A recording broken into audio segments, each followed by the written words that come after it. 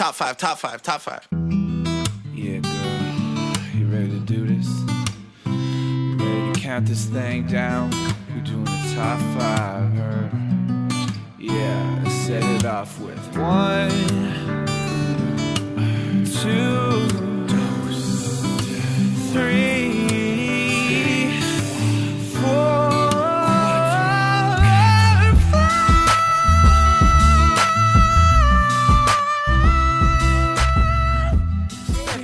Welcome back to another episode of Ranked Top 5 List of Stuff That Don't Matter. I'm your host, Tuong La, and oh my god, everyone, we finally did it. Somehow, even during COVID times, we reunited this group of people who you may know from Top 5 food mascots, from Top 5, what else did we do? Ryans. We ranked Ryans. Oh my god. Is that all we've done together? Mm-hmm. It just seems like a lot. It seems like more than that. I feel like we had a bigger history than that. But those 2 episodes are bangers. And today, well, that's no exception because in the house, and they haven't been in the house for a very long time. They haven't stepped foot in the pod cavern in so long. We thought he was so lost somewhere in the deep depths, didn't know how to come back to us. Now he's here. Geoff McBride, everyone. Yeah. Thank you.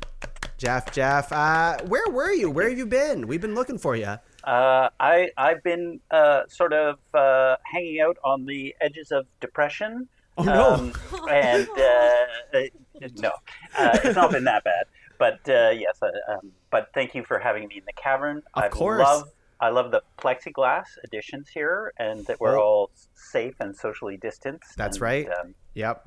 It's I'm glad you liked it. It cost a lot of money. And you know what? We're going to cheer you up. That depression, going away, buddy, because, well, we can't hug you because we're behind plexiglass, but we can pretend. We can, you know how some people have done, like you kiss on one end of the plexiglass and then you kiss on the other? We'll do that with holding hands. No kissing still. Okay, great. Geoff, the person, can you introduce the next person? I'm laughing because they look like they're behind some sort of weird, they look like they're trapped in a computer. That's what they look like right now. Can you introduce them for me? Yes, fresh from the Matrix. It is a woman who I greatly admire for her love and knowledge of Die Hard. And also for the fact that she did that friggin' podcast on Christmas Eve with small children. Des Connors, Warmington. Thanks for calling me out, Geoff. That was borderline negligent, but I will do anything for Die Hard. That could have been while I was birthing one of my children, and I could have done a tight 60 minutes on the movie Die Hard. I actually meant to tell you, both of you, before we started, but that was a wonderful listen. The two of you chatting about it was a fantastic, because I love that film too, and I learned things that I didn't know about that film. But when I heard that, it was like, how the hell are you managing your time that you could do a podcast on Christmas Eve with small children? I'm so envious of that skill. Like, well, it was Tuong fitting me in because Christmas Eve was his actual Christmas too. So we were both making huge social sacrifices. It's true, but I was like, I need to get Des. She loves Die Hard. She's like nonstop. With Des, it's like texting me about how much she overreacts, Die Hard, or like, when are we doing the Olympics episode? And I keep telling her the Olympics episode will happen when there's an Olympics. So you don't need Olympics for an Olympics episode. Anyway, that's right. That's true. That's a fight we'll have later. Des, I'm so happy you're here. I'm so happy you showed up in your Bruce Willis costume before he turned into a little shit. Des, of course, we cannot start this episode with the final guest. I'm almost afraid to introduce him, but you know what? That responsibility is on you, so go ahead. The next guest I refer to lovingly as my improv ex-husband, because when he was in the city, I would do anything to be on stage with him. And then he punked out and hauled ass to Toronto to try to make, good on his responsibility to share his art with the world, like a real loser. And that is the wonderful and talented Leslie Cserepy.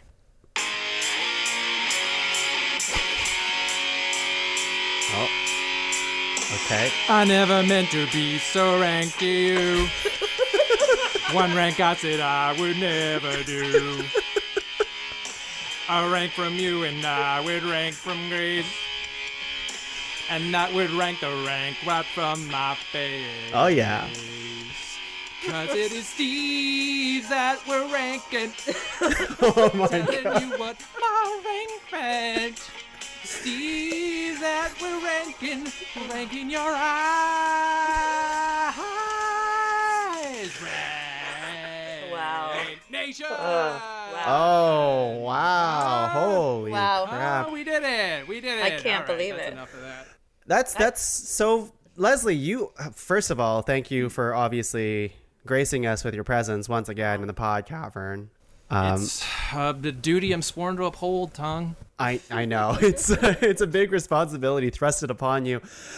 Leslie, I couldn't help but notice you were looking at like maybe lyrics as you were singing that. I always thought these lyrics came from the heart, and also every second word was ranked. So Well, I mean, it's not always that simple, Tuong. There's a lot of artistry that goes into this. You know. In fact, I would like to say that I was reading the lyrics because I worked really hard on them this time. okay. And you know what? I think I'm just going to unleash it out onto the world right now. And this is a ranked exclusive, a pod cavern exclusive, and I'm only doing it with my friends Geoff and Des present. Okay. I will reveal that it hasn't been me writing these songs all along. It has not been me. Whoa. It's my alter ego, Ranked Al. Oh no. Ranked Al. Wow. Wow. That's I'm speechless. And that's an exclusive. Wow. Are we gonna get more exclusives as this episode goes on? No, that's pretty much it. That's it. That's pretty much it. Jeff and Des, it's been a while since you've been in the pod cavern, so you may not know, but Leslie, last time we've seen him here, he That's was right. actually had an election to become the mayor of the pod cavern, and it turns out he won. No way. I won. Congratulations. I am now mayor of podcast. I didn't want to bring it up. A public official, but I am mayor of Pod Cavern. Yes. Yep. Okay, Wow. so Jeff and Des, because he's the mayor, you're allowed to ask one question. Go ahead. Oh. Okay. Hold You on. can save it for later. You can save it if you need to. Okay. Yeah, At some I don't wanna point, waste it. Yeah. ask him because he hasn't actually shown up since he's become mayor. It's been a while. Well, so. I would have questions about what is your transportation policy in terms of like, does the pod cavern have bike lanes? Is it what sort of green Accessibility. transportation Right. initiatives have you undertaken? No, and that's important, and that's a good question, Jeff, and I'm glad you answered that because, it's Canadians like you who, keep this country running, and that's what's really important here. So, I'm thank you Wow. for that. World-class pivot. He knows what he's Yeah, I was gonna say yeah. you didn't really answer anything. So It's like having Jim Watson here. that's right. That's right. Oh. But we're not here to bash gyms and talk about that name. We're here to talk about we've talked about Ryan's. We've talked about Chris's, and I actually pitched like a list of 20 some topics to this group, being like, hey, I really missed you guys. It's A been lot so of them long. were very good. A lot of them were very good, but not good enough, because as soon as Des came in, she's like, what about Steve's? Everyone's like, okay, let's do that one. I'm like, why did I write this list out? But hey, Tuong, tell the truth. I brought up Steve's before. You have. So I was revisiting Steve's, but I did it in my classic all caps yelling at you. Yeah. way. Steve, tongue do it, shaking me. You know what? Steve's. Let's talk about Steve's. This is a hot topic. Steve's, babe. Let's talk about you and me, right now. No. I don't like this ranked Al alter ego. Why don't you like right now? Well, we'll see. If you have like See a how much cool he shows costume to go with it, maybe. I don't know. Steve's. Let's go ahead right away into the ground rules. What's a Steve? Yeah, we briefly sort of touched on it, so we decided Steven or Steven, either spelling. But one thing we didn't clear up is, what about a Stevie? How do we feel about Stevie? Oh, I'm good with Stevie. fuck. Okay. Didn't even occur to me. Yeah, right? That Wow. just occurred to me, but This unearths I just so blew the many lid. more Stevies and, Steves. Oh, my God. So, but is Stevie okay? Because that will change I my think so, approach. yes. yep. Okay. Yeah, Jeff? Stevie's. Yeah, no, I'm fine with it. I've got one that. Well, I'm gonna wait for it to come up, and then we'll talk about it. But, Yeah. So I think like as long as it has the sound Steve in the name, we're taking it right. Right. So Steph doesn't count as we've No. established, or Stefan wouldn't count. It has to be Steve something, like Steve Vin, Stevie, something like that, right? We've also established that we can do fictional Steves, because why not? It's ranked, right? Yep. And what else are we thinking here? I'm always thinking about when Jeff said Ryan's Fancy, and that's always kind of like threw love me it. off. it was a last name. Yeah, it's allowed. It's allowed, right? Yeah, okay. Yeah, why not? There's so many decent Steves. I don't think we'll get as weird as Ryan's Fancy. And I say the word weird with like the utmost Jeff's respect. really offended. That was a great nomination, by the way. Like just epic, legendary nomination. Yep. So Maybe we'll get another one of those. in the Steve- spirit of Ryan's Fancy, I think we should allow sort of wackadoo Steve ones. Ooh, I just thought of one. Ooh. Les, do you have any ground rules you want to go through? Keep it clean. Let's have a good game. Let's hustle out there, and let's really fight for our Steves. Yeah. Let's fight for our Steve. Because honestly, there's a Steve out there that has been shafted by someone in this Zoom, and I won't say who, but this Steve got shafted, and I'm pissed. Someone in this Zoom? Someone in this Zoom. We haven't discussed them yet. How do you Well, this we'll get into it. We will get into it, and maybe this is a tease for later.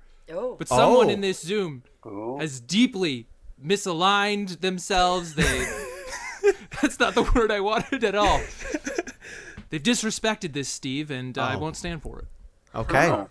Someone in this room. Okay. Someone in this Zoom. This very Zoom. Who could it be? I don't know. All right. Mustard. Well, we'll see how the mystery With unfolds. the monster. That's the Colonel Mustard, but we can do monsters too. All right. I think we already know what this topic is. Let's just get into it. Yeah. Steve's. Let's freaking Steve's. That's Steve's. What more do We you can want? rank. down This is to going to be business. the shortest episode of Ranked ever. Yeah, that's right. That's right. We've never. What's the shortest episode of Ranked? Like 50 minutes? I think we can do that. We'll see what happens. This probably won't be 50 minutes. Just like every episode of Ranked, we're gonna go around 3 times, nominating 3 nominations each, making a master list of 12, and whittling that down to a top 5 Steve's list. Okay.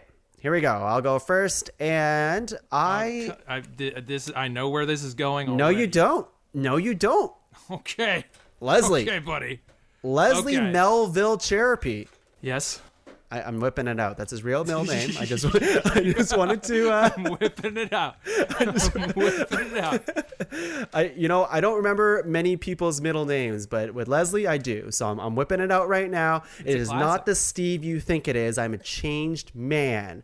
I'm a changed man. I'm doing things a little bit different in the pod cavern. We'll see how these nomination rounds go. But my first Steve. The first Steve I thought of was not that one, Les. It's a very important Steve, a genius Steve, even though there's many genius Steves out there. This one's passed, like many other ones. But this Steve pioneered the personal computer, had 2 okay biopics, I guess. Not his fault. Those are not his fault. That's not his fault. I mean, one, Ashton Kutcher, that's not a very spirited pick. The other one was Michael Fassbender. I don't know. It was a little bit better, I guess. Seth Rogen was in it, whatever. But this person, changed the world, truly, in technology. It's so hard to think of a world without his technology. And I am talking about Steve Jobs. Yeah. And shout out to Steve Wozniak as well, who was also. But that could have been a separate. No one's gonna. We're just naming Steves here. Really? I'm going to assume that they're. Yeah, sorry, you're right. I don't know why I stepped out of the ring so soon. Yeah, it's hard. Like you said it perfectly. Like, what even would the world look like without Steve Jobs? It's true. It's like I know people have their opinions on what Apple is now. Whatever, like they're like, oh, they right away. It's like it's too expensive and all this stuff. And I used to work at said company, and I understand that the price is high for a lot of stuff. Sometimes you look at a thing, you're like, oh my God, that's like fucking lot of money. But it all started with I remember back in the day when there was the Macintosh 2, that computer, and you see that at school and stuff like that. And you're like, Apple, whatever. We got these Windows computers and stuff like that. And then as years passed on, the biggest thing was the iPod. The iPod changed really everything. You had MP3 players, then you had the iPod, and then you got the iPhone, and that changed MP3 players and phones everywhere. And just the way he approached technology, and his motto was to it was always quality over profit at the time, right? So he was really into let's make good shit for people. And say what you will about the price now, but the quality of Apple stuff is usually really high. You get what you pay for. Maybe you pay a little bit more than you should, but it's a really high quality product. Those wheels, those $800 wheels. Yeah. Yeah. Anyways, what do you guys think? Steve Jobs. He's undeniable. I'm glad someone else brought him up because I am less passionate about technology than maybe Tuong is. Someone Love technology. Whose entire job and livelihood stems from it. Yep. But again, a man who could create that much competition and that much... it makes me think of sort of the space race. We don't get where we're going unless it's a race of some kind. So even microprocessors and ventilators, everything can probably be traced back to the same level of innovation that Steve Jobs was pioneering. So you really can't deny him the best of the technology Steves. Yeah, for sure. He also pioneered Pixar as well. He's the one who he purchased from George Lucas Pixar, and then they made Toy Story, and that blew up like crazy. And he actually got fired from Apple. He was ousted away, and then he started another computer studio as well, and technology, did the whole Pixar thing. And then it kind of went full circle where they're like, oh, Steve, can you come back? And then they fired the other people. And then he ended up being the CEO once again of his original company, which was a really cool full circle story. So I think it's a fascinating thing. I just wish they could nail the movie for once. Come on.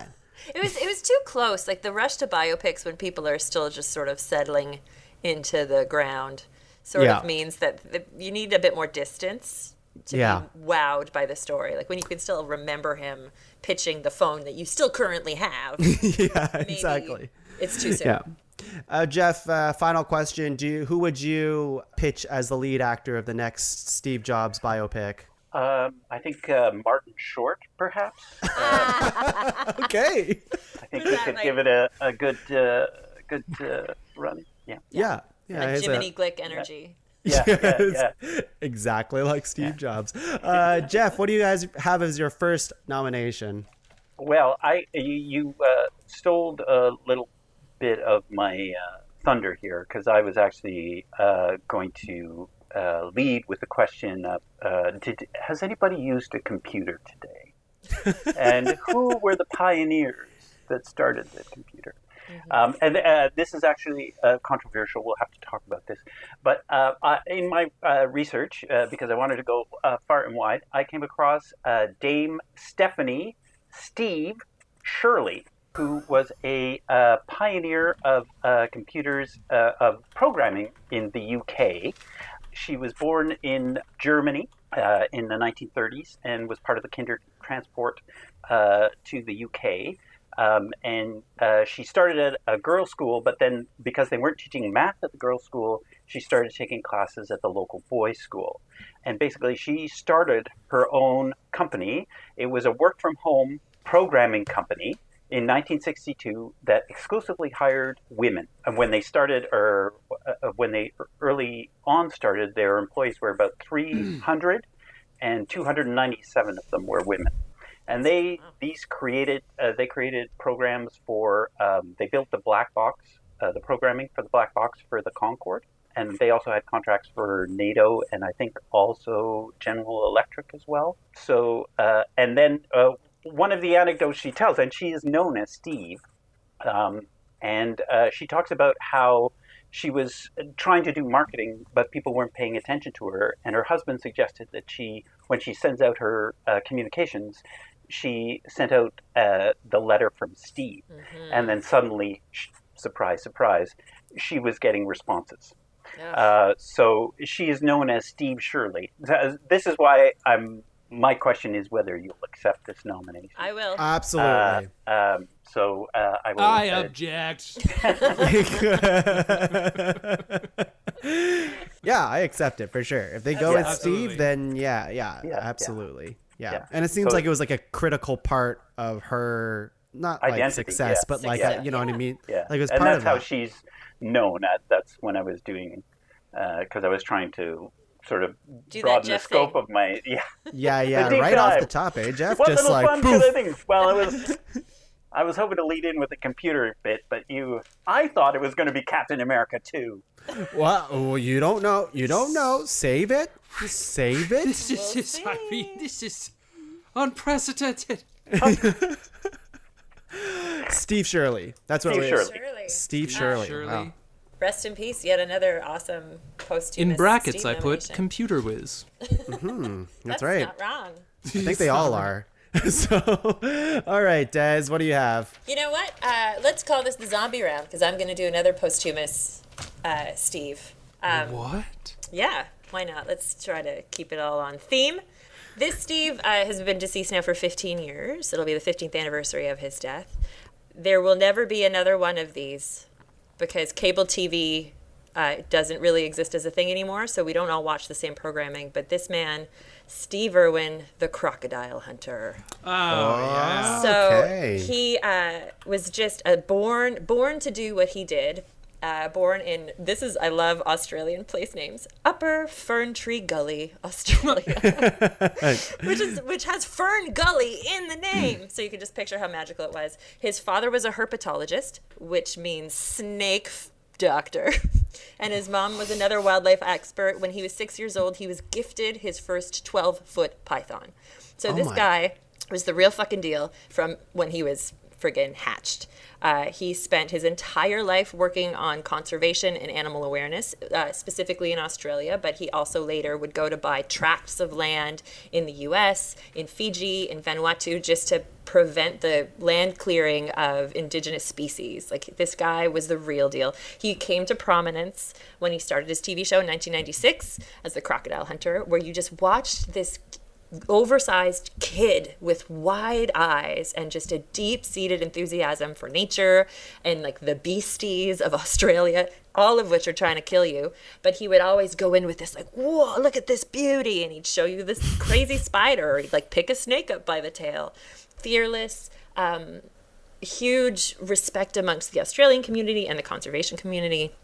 He died in the dopest fucking way a conservationist could die. He was doing a dive in the Great Barrier Reef, and a stingray swam underneath him and attacked him. And they have spiked tails, and it attacked him like 100 times, and it punctured his heart, and he bled to death. Like, oh my God. Just fucking how rock and roll to be a man who spent his whole life sort of like really at ease around these creatures. And then one took him out. I don't know. I think you can't talk about Steve Irwin without talking about the way he died.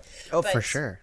He was more like David Suzuki, David Attenborough, the Cousteau family, like all these other great people spoke about how his influence was so far-reaching because it got more to the common man. It was less of a scholastic approach. It was more of a like rock and roll ATVs into the outback. Look at this snake. So, and he was just like a regular dude. In the Australian Prime Minister tried to have a statewide funeral for him, like because he was one of their biggest deals. But the whole family said that's not what he wants. He's just a regular guy. We'll just put him in the ground somewhere. Let's not worry about it. Mm-hmm. Anyway, he's a fascinating character. There'll never be another one. Yeah, and I just think he's one of the rarer Steves, because you've got your like music Steves and your technology Steves, but there's only one conservationist Steve. Rest in peace, Crocodile Hunter. Great nomination. I had that one too. Yeah. Yeah. I mean, there won't be another. I would say, like, in terms of the energy and stuff. I've been following his kids who have now grown up, yeah. and they seem like such. His whole family seemed to really honor Steve Irwin's memory like so well. They're like, you know what, like our father would have really loved this and stuff, and like check out this crocodile and look at us handle these animals and like donate to these conservations and stuff like that. And it's like they have that same spirit that Steve Irwin has, right? And I really love that. He'll live on through his children. He's also, like, species of animals have been named after him. Parks and zoos and streets all over the world have been named after him. He has a Hollywood Walk of Fame star. Who doesn't, though? I suppose. Yeah, in hindsight. Like, but for, like, a weird Australian TV show guy. I guess. Yeah, you're right. But, Bindi Irwin and I think Keith is the boy. They still do the talk show circuit, and they're doing good work. His son is always on Fallon, and I always watch him because he's always like really excited about the energy, like a capybara. Like I just got it, and it's here. Let's have a pet. Crikey, look at this, Sheila. Love the nomination. Geoff, Great Les, nomination. I can tell you're just as enthused of this one too. Oh Yeah. 100%. He did sort of ride that last wave of Australia, like when Australia was cool in the 80s and 90s, right? Still like an unexplored land. Yeah. Right. Great nomination. Leslie, what do you got? Hit us. Well, Tuong, there's a lot of great Steves out there, as I've come to learn. You know, I must admit, when I first heard this topic, I was like, I could think of like two Steves. And then, you know, as you get into it, you start realizing that there's a lot of Steves out there. And you know, it's hard to make a choice about which Steve you should pick, but I'm not going with the Steve that was disrespected by someone in this Zoom. But I will go with perhaps the king of the Steves, Stephen King. Yes. Oh. God, that guy's so cool. Yeah. You talk about now. I love being on the podcast with Des and Geoff because they do their research, right? And they get really into it, and they know all the facts and whatnot and stuff like that. And I don't do any of that shit.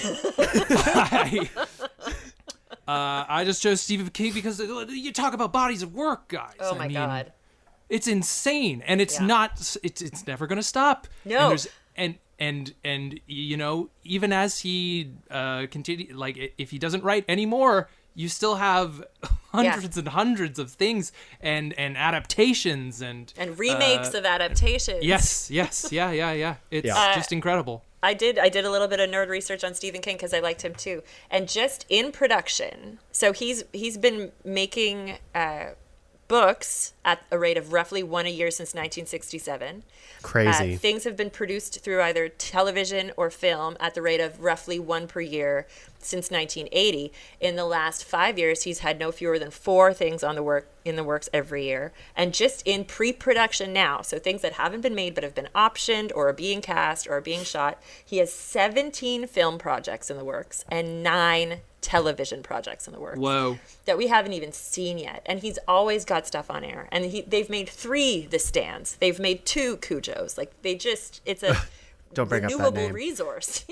Pet Cemetery. Pet Yeah, Cemetery. so Saw Two that of with Geoff. those. There are 2 of those. Yeah. Saw that with crazy. Geoff at the old Mayfair. Yeah. Yeah, it was a good time. Castle Rock's a thing going on right now. Yeah, that's a universe now. That's a That's a cinematic whole universe. Yeah. And they're doing like Dark Tower stuff, I believe. Like, or was that a movie already? Oh yeah, that was. That Like, was not a There great was, one, but it was a movie. well, I think a Well, lot and of that's the the great thing about him is he swings and he misses all the time. Yeah. But he just keeps swinging. And some of the best writing advice I've ever read that he talked about was just like, sit down at your typewriter. God, I think he still writes on typewriter, and was like, it doesn't even matter if you're just writing. I'm writing on the page. Now I'm at the middle of the page. Now I'm coming towards the end of the page. But just to keep the word count going, and it's just amazing. And I actually find, like, as a teenager, I really loved his stuff, and he is a great gateway to literature, right? Because there's stuff in there that you're like, oh, I want to go back and like, even like Charles Dickens or whatever. But when Dr. Sleep came out, because The Shining was a book that I just loved, went back to Dr. Sleep, and his writing is, I mean, he's more economical. He's more, his stories are tighter. It's just amazing that someone can keep turning it out like that. And it's not a factory, you know? Like, it's not a room full of writers helping him. It's him writing everything. And he's accessible. Like, he's a really vocal guy on Twitter. He has some stuff in his back catalog that there's some racism and homophobia in his older books. He's addressed it. He stands up. Like, he was tearing strips off J.K. Rowling because of all of her transphobia. Like, he is a real evolved man of the people, which is a wonderful thing to see with someone who has such a platform. Everything I know about the state of Maine is born from him. And I feel like if you were born in the last 40 years and you're scared of something, it was probably informed or fleshed out by something Stephen King wrote. Like, are you scared of clowns? Here's what the clown looks like. Are you scared of spiders? Here's a giant one in the sewers. Old cars. That's right. Your dead pet. Here's the worst case scenario. He's just a remarkable mind. Stephen King. And you hear these. Go ahead, Geoff. Oh no, I was just going to say, a few years ago we were taking a trip out east, and we were swinging through the states, through New Hampshire and Maine, and I was like, oh, I haven't read Salem's Lot in a long time, so I'll read Salem's Lot again.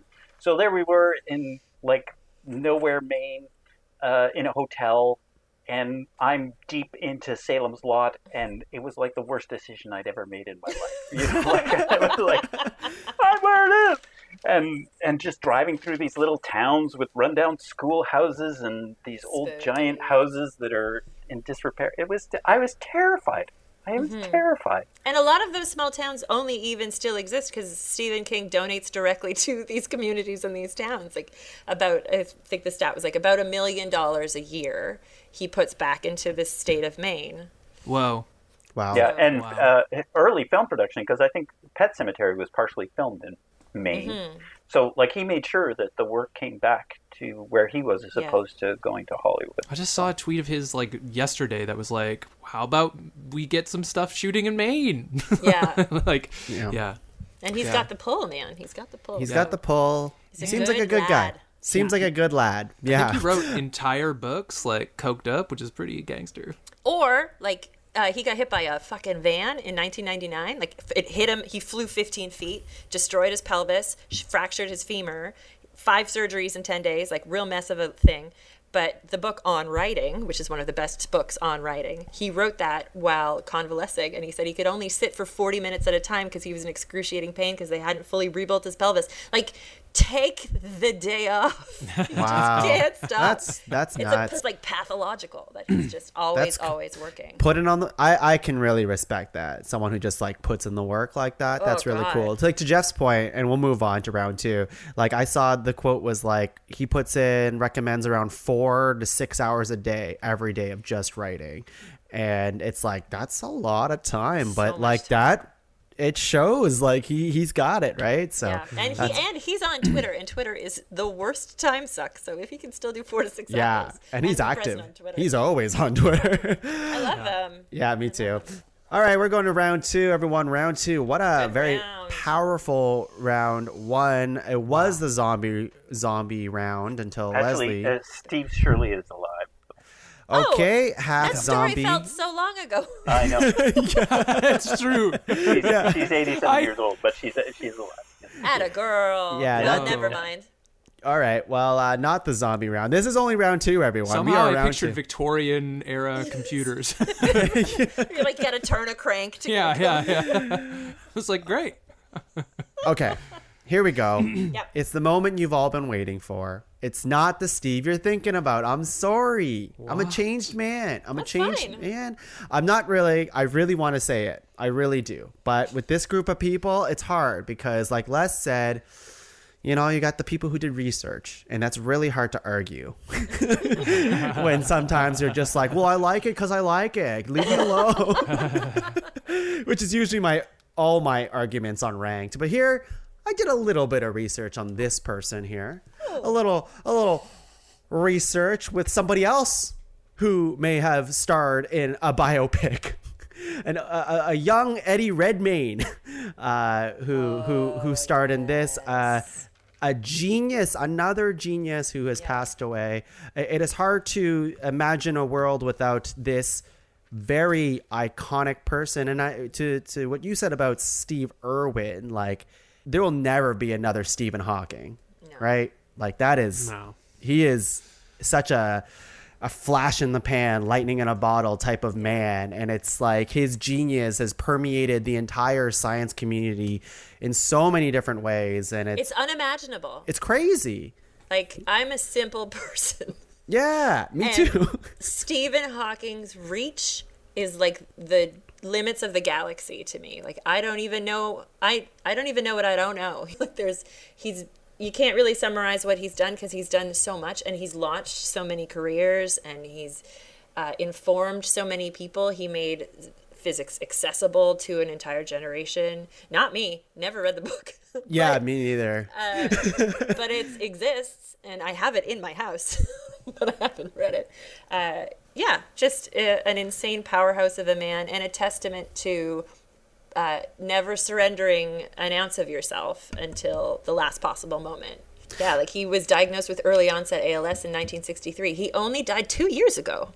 That's the thing. Yeah, he lived incredible. A very, very long life, and yeah, like his illness, like, made him not able to use his body, like, at all. Like, by the end of it, he could not, without the help of, like, a lot of good technology, he would not have been able to speak or move around, but he was able to do all those things anyways because, you know, he had a lot of help.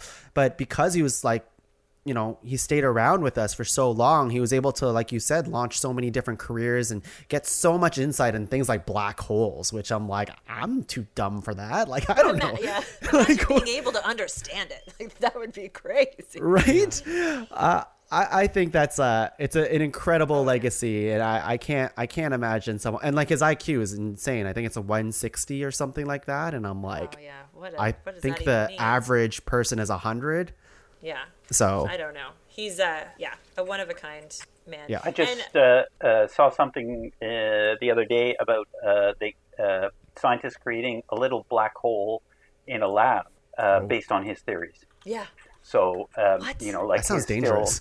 Yeah, I don't know if I'm okay with that. Isn't that how 2021? Like, started? what the hell? Like, how bad can it get?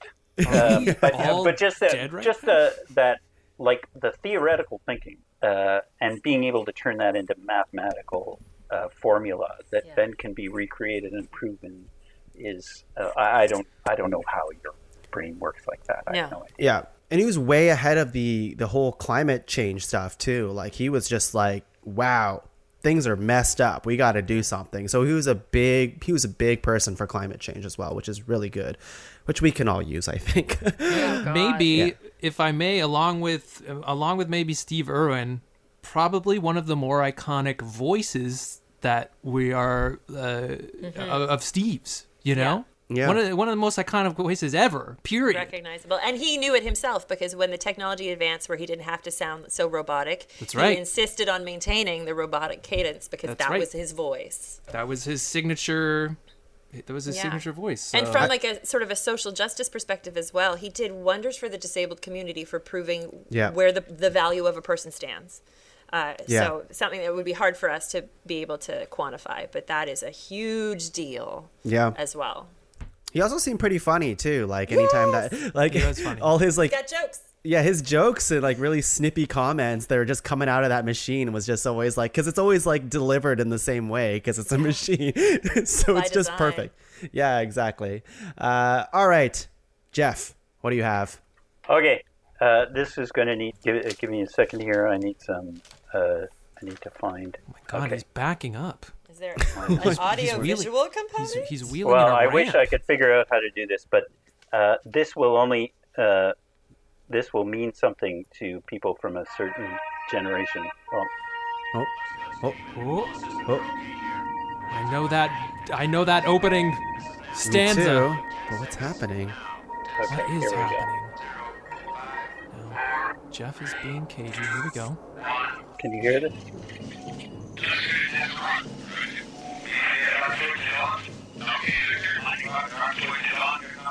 It's hard to hear. It sounds Well, like this- garbled. Well, it is garbled because it's a space mission. This is very serious. Oh no, he's got a blowout. The pitch is gone.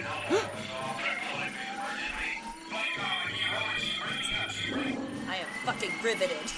I never wanted to know what this is more. And now I can't hear anything. Oh, you can't hear? No, It's really wait. compelling podcasting. Oh, damn it! Damn it, Jeff. What, can you tell us? Can you tell us? Okay, sorry. Yes. So, Steve Austin, a man barely alive. We can rebuild him.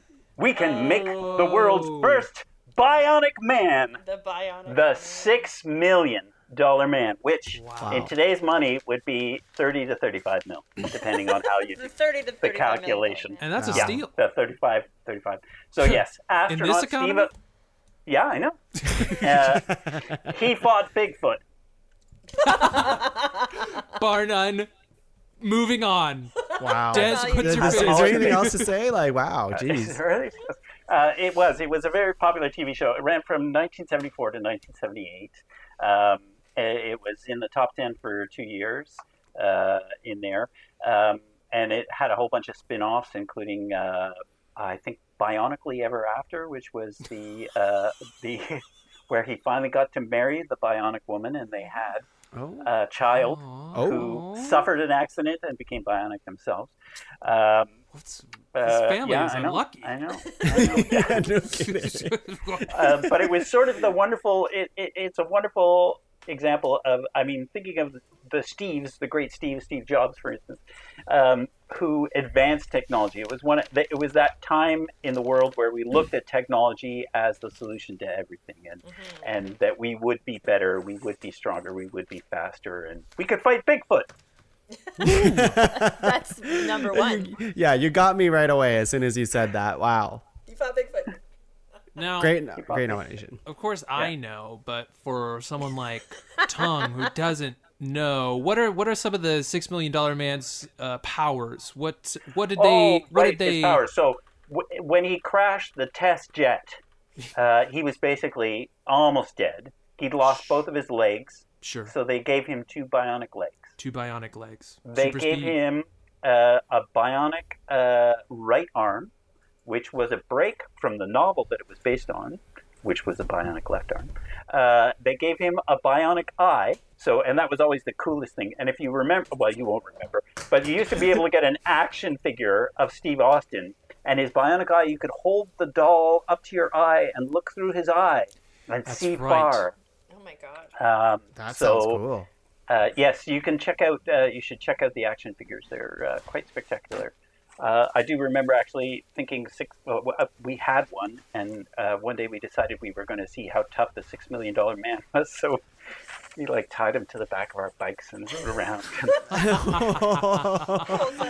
That's worth like $150 now, Jeff. I know. Yeah, I know. Wow. But yes, that was his thing. So he had these special powers, and then his tragic love. He did fall in love, and the bionic woman Jamie suffered. They went parachuting. Oh no! And she was injured, and she got bionic hearing. I don't know how you destroy your hearing. Yeah. And there used to always be a cool. So whenever he used any of his bionic powers, you would get this cool sort of sound. And he could see infrared as well, which came in handy when he was fighting Bigfoot. Wow. And he was only worth $6 million. Yeah, I know. Well, in the 70s, though. Yeah, that's true. It was a $30 million man. Yeah, that's like 10 light rails. Unfinished light rails, yes. All right, let's move on. Des, what do you have? Okay, so earlier in the night, I asked for permission to accept Stevie's. And I actually had 2 Stevies on my list, but I'm going to go with the best one. Born Steveland Hardaway Morris. We're talking about Stevie Wonder. Of course. Wonder's child prodigy, started performing at 11 years old under the name Lil Stevie. He has won 25 Grammys, including a Lifetime Achievement Award. He was the first Motown artist to win a Grammy. He was the second black artist to win an Oscar for Best Original Song. He's in the R&B Hall of Fame, the Rock and Roll Hall of Fame, the Songwriters Hall of Fame. He has a United Nations Messenger of Peace Award for his civil rights work. He has 2 doctorates in music. He has a Presidential Medal of Freedom. He is blind. He is black. He accomplished all of these things. It was an uphill battle from the get. I propose Stevie Wonder to be the replacement for Michael Jackson for everybody. Right? It's too good. I'm sorry, Des. I had to play it. I just had to. And you picked a good one too. Signed, Sealed, Delivered. Just the best. The Stevie Wonder harmonica sound. You know what I mean, right? Like that sharp, like it's just so. Des, I don't know what good. you mean. So if you can go ahead and impersonate it, that would be great. It's like a. That's what it sounds like. All right, that's pretty good. He's feel-good music wall to wall as well. Like he and Michael Jackson were contemporaries. He was contemporaries with Paul McCartney and Michael Jackson. He's still producing music. He collaborates like crazy. Most recently, that I know of, he and Ariana Grande did some music for an animated film. So he is relevant. He is amazing. It's hard to imagine what his life must have been like when he was on the come up. He was born 6 weeks premature, so his general sort of stature, there's sort of like some posture issues to him. But that's because he was born 6 weeks premature 70 years ago. So his blindness is secondary to being born premature. That's why he was blind, because so few babies turned out well at that point, and so he was born blind. He also was in a car wreck in 1973 that left him in a coma for 4 days. He came out of it with no sense of smell or taste. You lose your sense of smell or taste in a car accident from brain damage. That's why that would happen. And he still recovered to come back and record Signed, Sealed, Delivered. Like, this man is just a testament to the human spirit and being able to produce. He sang at Michael Jackson's funeral. He sang at Etta James's funeral. He sang at Whitney Houston's funeral. He is a monolith of musical talent. The song Superstition, I was running errands today. I heard that song 3 times. Once on the radio, I was like, this is crazy. This is a sign. Once I Googled to see if he had died. You know when you hear like an artist a lot and you're like, did he die today? I heard him in my kitchen, then I heard him in my car, and then I heard him in Indigo. Like, he's still everywhere, man. He's just the fucking best. Stevie Wonder. Wow. We just get a mic drop just there. She literally just dropped the mic. I dropped my LOL doll pencil that I've been using. Stevie Wonder. What else is there to say? I don't know. I don't even know. No, I could list songs and you'd be like, that's right. He has a deep roster of yes, that's what songs. Iconic Steve. There's, man, so many good Steves on this list. This is going to be hard for the ranking part of it, but we'll see, because Leslie, hit us with one. Jesus. Oh, my God. No, Jesus is not a Steve. Jesus is not a Steve. I'm nominating Jesus Christ of Latter-day Saints. S-T. E-S-T-E in the evening. As we know, Jesus Christ made the nomination list for the top 5 Chris's episode. That episode was garbage. Thank you. Christine Shadid, if you're listening, I did not say that. I love Christine Shadid, so I've listened to all of her ranked episodes, and that one was just a mess. It was like children were allowed to run a warehouse. I lost control. You're right. Inmates were running the asylum on that. That's the better. Yeah, that's right. Punch Christian Anderson, get out of It made here. it. That's not a Chris. That was number 1. Yeah, it's insane. Then she wonders why it's in the 90s or 80s for the 100th episode. Come on, I'm sorry, But Christine. She's definitely love listening Christine to this. Shadid. We love Christine Shadid, and she would be on my top list of Chris's. Christine. She was on our top 5 She was as in well. the top 5. It's true. It's true. All right. Okay. All right. All I'm right. gonna choose a Steve here. Another I Steve. hope so. Yeah. Breaking news. I'm gonna choose a Steve here, and we're going back to the bodies of work. And no, this is not the Steve that has been disrespected by someone. God. I need to know. This isn't gonna. Someone.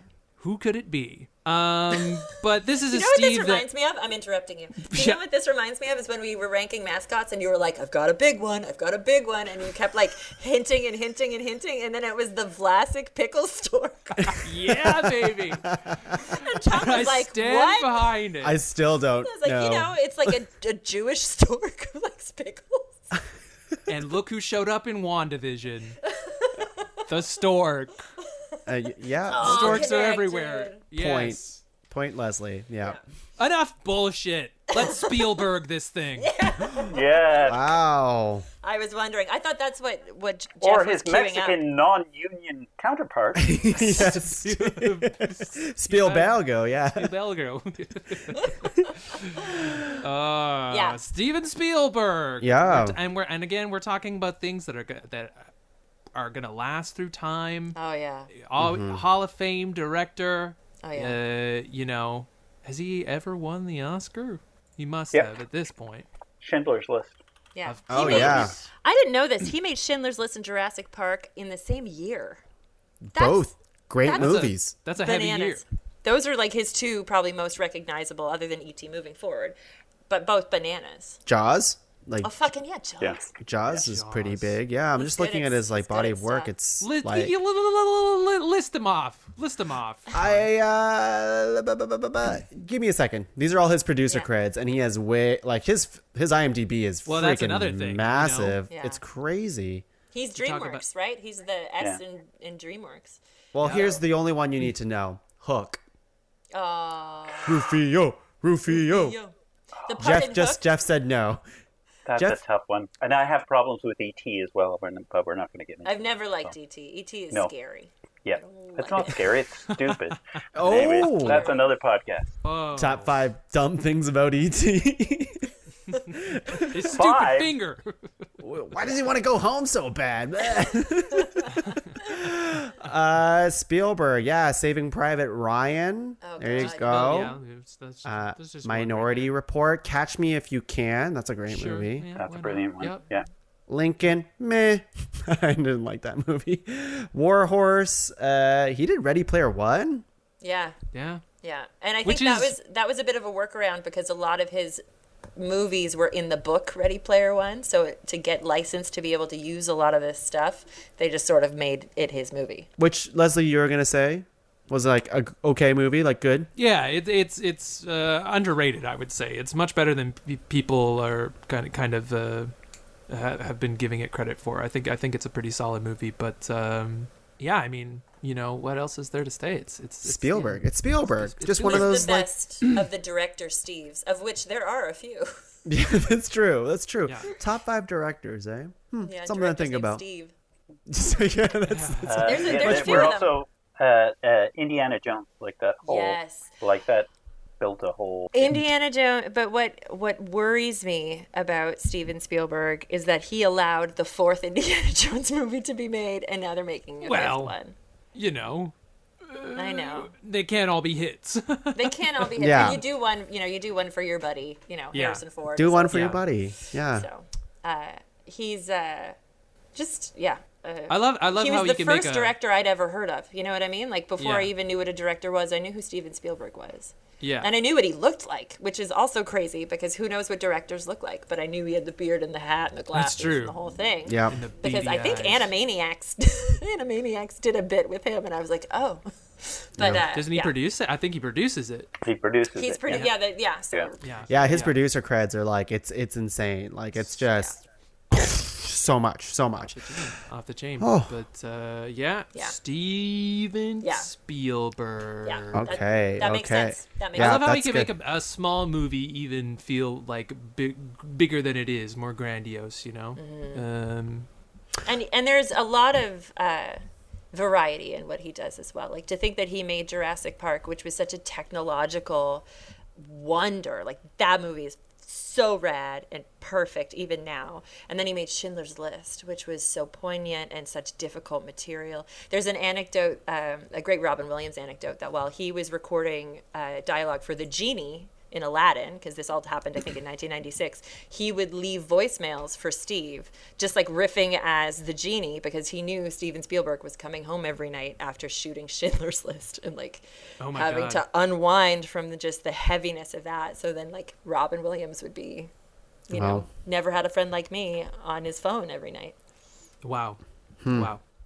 I always equated, like back in the day when I was younger and didn't know better, I was always like, there's two directors that I know, and it's Spielberg and M. Night Shyamalan, and they're like the same level of greatness. I know movies. And then M. Night Shyamalan continued to just make just garbage films. Like every third movie was good. Like, yeah. He fell off. He fell off. That's for sure. But we're going to round 3. Woo. Round 3. This is our first 2 rounds is insane in the membrane, and I'm having a hard time because you all think you know what I want to say. I don't. I would never presume. How rude of Des, you don't. Well, that's really kind of you. Leslie, of course, you know, you're staring at me. You want to hear it from my lips, and I'm not going to give it to you. Do it. Because you wronged me. You fucking coward. Because you hear me, Tongue? What'd you call me? You hear me, Tongue Law? Yeah, what are you saying? Do I have to bust out my mayoral powers to make you... You can't force his hand. You That is can't not how force this my works. hand. Is the mayor higher than what's my role here? Pod Why do Cavern. you You're like think the I ultimate ran? reality. Yeah. Yeah. Pod Cavern Daddy. That's what you can call me. I'd rather not. No, Jeff, you don't have to. No, thank you. Jeff, you don't have to. Okay, here we go. My next Steve is something that's I wasn't anticipating to nominate tonight, but I am going to, because I think it's an important Steve. Maybe not as like iconic as the ones that we've said before, but I'm gonna give some love to an Asian Steve. Yes. And Des mentioned it, and when I said save it for the cast, I meant it. Because I was going to say this, Steve, maybe, but now I for sure am. And I'm talking about Steven Yeun. I think that's how you say his name, or Yoon. Yeah. I don't actually know. I've heard it both. Like I've heard it both ways. I've heard it both ways, which is infuriating. It's this is a Steve that, or Steven. Well, I'm just gonna say Steve, that I wasn't anticipating on nominating. His big role, or you know, fame came from The Walking Dead, and he was a very iconic character on The Walking Dead, a show that like I watched more seasons than I care to admit. I think I stopped at like 6 or something like that, and he was always like a highlight for me as someone who's also Asian. Spoilers for people at Ranked Nation. But it was just so cool because like Asian actors in general don't get a spotlight like as like compared to like a white actor, for example. For sure, absolutely, right? But like I feel like Asian actors in general, like it's kind of like its own separate film genre, or they're just kind of siloed off into like, oh, that's pretty good for an Asian person, like something stupid like that, right? But for me, like Steven Yeun was like really interesting to me because it's like, here's a guy who seems like he's my age. He is. And Well, he's 37. Okay, well, a little bit older, but like in the same realm. And it's just like, I was looking at his like background where he came from improv and comedy and stuff like that. And his parents wanted him to become a doctor, like the stereotype is. And how, and how he's just like, I want to try acting. And his parents were not happy, but they said, we'll give you 2 years to pursue acting. And he fucking did it. Which is, he booked Walking Dead like as his second TV gig. His second TV gig. He got 7 seasons on that show. Right? And like he was like at a cameo in I think Big Bang Theory. He was like a gag throwaway, Just another like Asian guy. pizza man delivery guy, never showed up again. And then Walking Dead came and like, you know, launched his career in so many different places. But then after The Walking Dead and after his character, spoilers, dies and gets killed off, you're like, where's this actor gonna go? And he goes off and makes like these incredibly like very like he did like foreign film for a while. He did Burning and things like that, and now he's in Minari, which he's in Burning. I didn't know that. He was in Burning. Yeah, he won accolades and awards as like a supporting actor in Burning. I gotta watch that. He's good. He's good, and it's so great. And he's in Minari, and he's the first Asian American actor to be nominated for Best Actor, right? And that's like, to me, I just look at that, I'm like, he did it. He's the fucking dream for another Asian person. I just think that's such a cool thing. Absolutely. And he's like, we've been talking about these iconic men and women with 40, 50 years of experience in their field. And he's only sort of 10 years old as far as actors go. But I get this feeling about him that he's going to be, and this is going to sound so dumb, he's going to do what Chadwick Boseman did, which is he's going to be an iconic actor who can step into these historical roles and humanize them. Like Chadwick Boseman was Thurgood Marshall, and he was Jackie Robinson, and he took the mantle of the Black Panther. He played these enormous roles because he was strong enough and good enough to do them.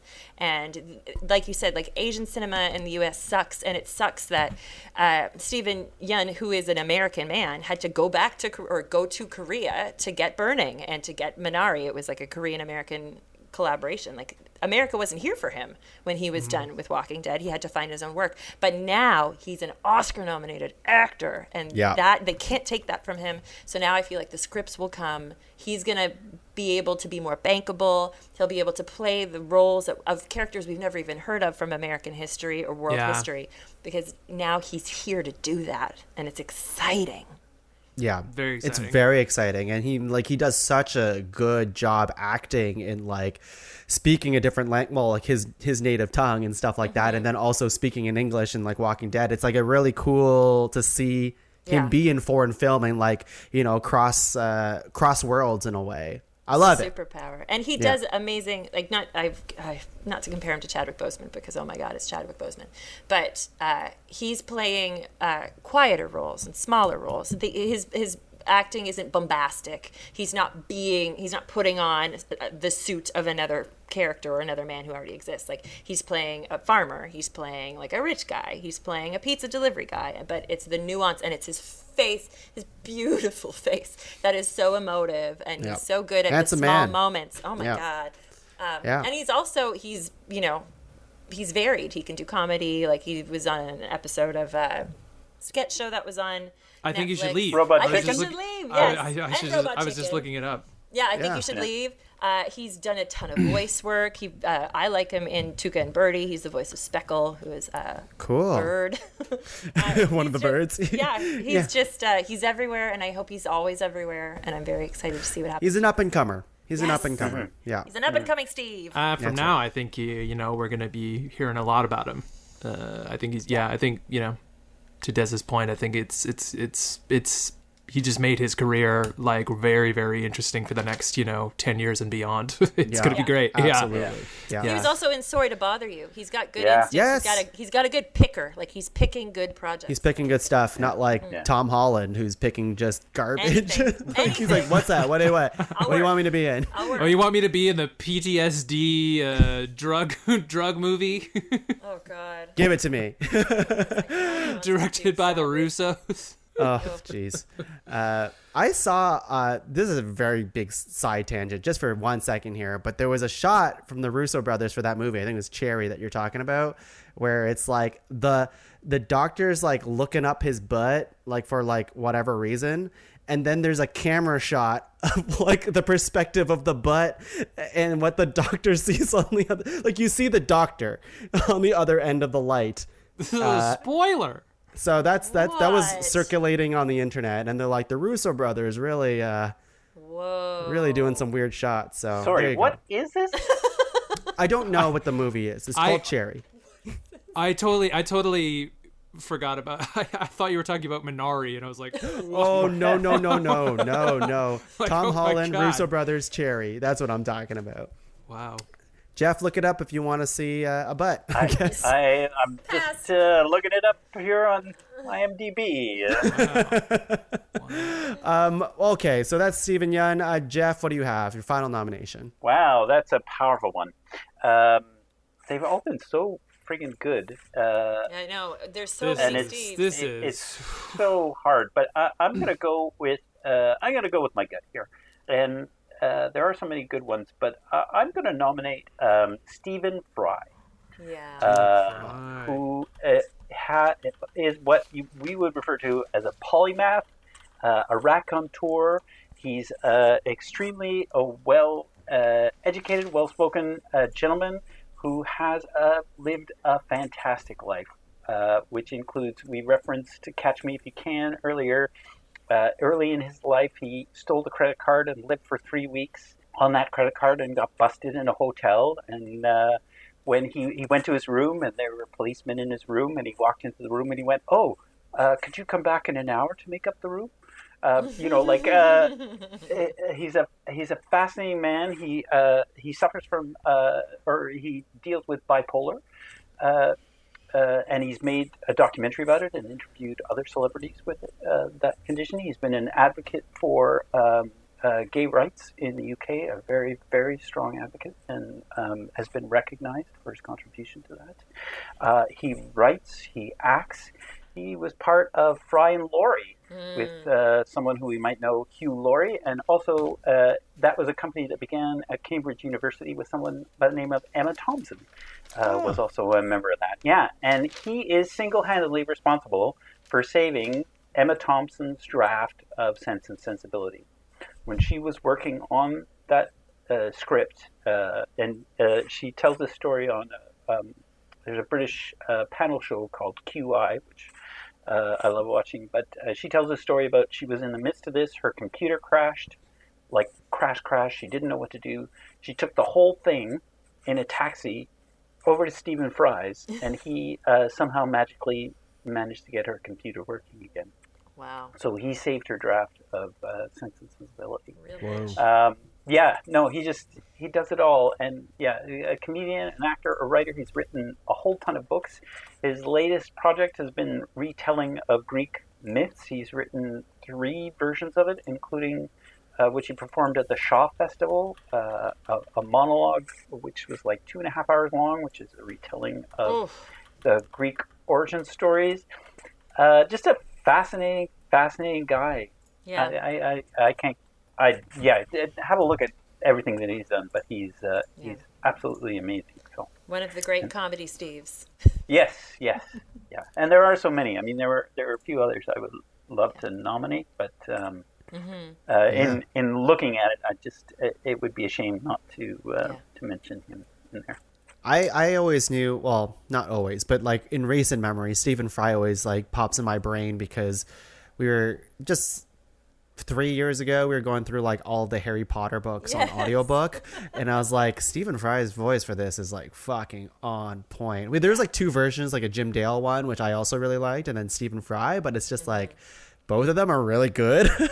At least like how they read the book. And like, I find audiobooks are hit or miss for me. But like if you get a really good narrator, then it can really liven up the story. So that's how when I imagine Stephen Fry, it's that. Yeah. If you would enjoy, you probably very much enjoy Mythos, which is his retelling of the Greek origin stories. And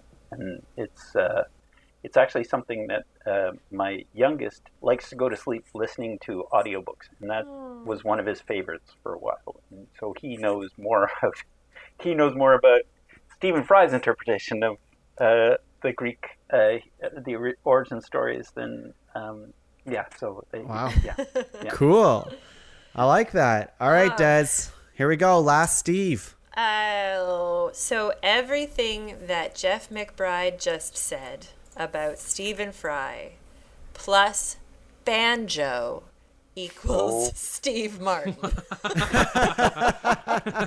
I am heartbroken because this is going to be a lot of the same stuff, but I can't abandon my boyfriend, Steve Martin. Boyfriend? I love him. I would 100% smash. Actor,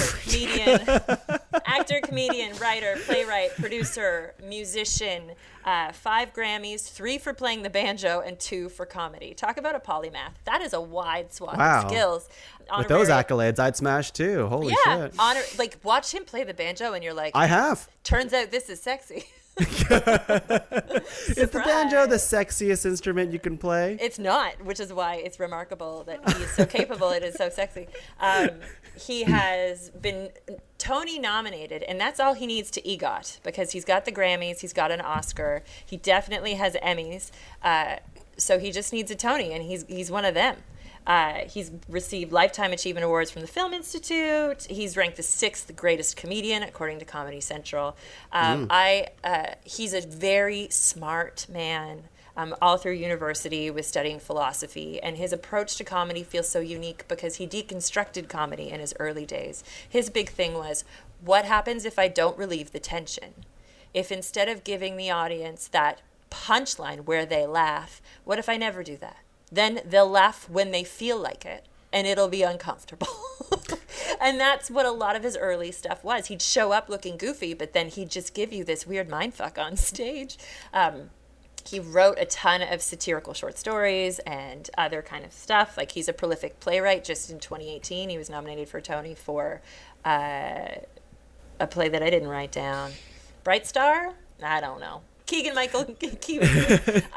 He's a student of the arts. He has invested in pieces of artwork that he has returned to various places. He's part owner of like a gallery. He's just a man who truly loves to consume and produce art, and I don't think he'll ever stop. I had the extreme good fortune of seeing him and Steve Martin on stage when they were in town not long ago for Steve and Marty. That in itself is its own wonderful thing, is this like productive friendship that they've made over the years. He's in that mix with John Candy, that early era SNL bunch. So he's like historical as far as comedy is concerned, but he's still funny. And not that long ago, he was in a rom-com where he played the love interest of Meryl Streep. Like, his relevance is broad. And your favorites, your Tina Feys, your Steves, Carell, and Colbert, all cite him as an influence. So can you even celebrate them without recognizing Steve Martin, who's won a Mark Twain Comedy Award? Like, he's just American comedy stands on his shoulders. Wow. You know what? Like, Des, I was going to give you this nomination, but you just said 2 other Steves just now. But I'm setting it up. If someone else wants to use them, I just set it up. I'm just saying, it's just like, do we count this? You broke the rules. You're on thin ice. I don't know. No, Steve Martin's like, yes, everything you just said and more. He's like, undeniable. Yeah, he was the another Steve I was thinking. I'm like, do I say Steve Martin? But I had a feeling someone in this Zoom chat would have said it. We are connoisseurs of comedy, so we're going to get some of the big ones. That's right. That's when right. I first mentioned we were ranking Steves, my husband, without breaking a beat, he was like, Steve Harvey. It's like, what? No. And then it was like just like a sense or like whatever. And then later that same day, he texted me Steve Irwin, which is where I got the idea. So I should also give him credit for that. Okay. Well, you like just said a third Steve now. Is it illegal to say other Steves? I didn't know that. Well, what if Leslie says it? Leslie, is your next nomination Steve Harvey? It's not Steve Harvey. Oh, and it's not Steve Carell. And it's not Steve Colbert. All right. Des, you're off the hook. Great. Or is she, Tuong? Oh, did she wrong you? Oh. Did she wrong you? It couldn't possibly have been me. Now it comes out. Now. I'm the Vlasic pickle store.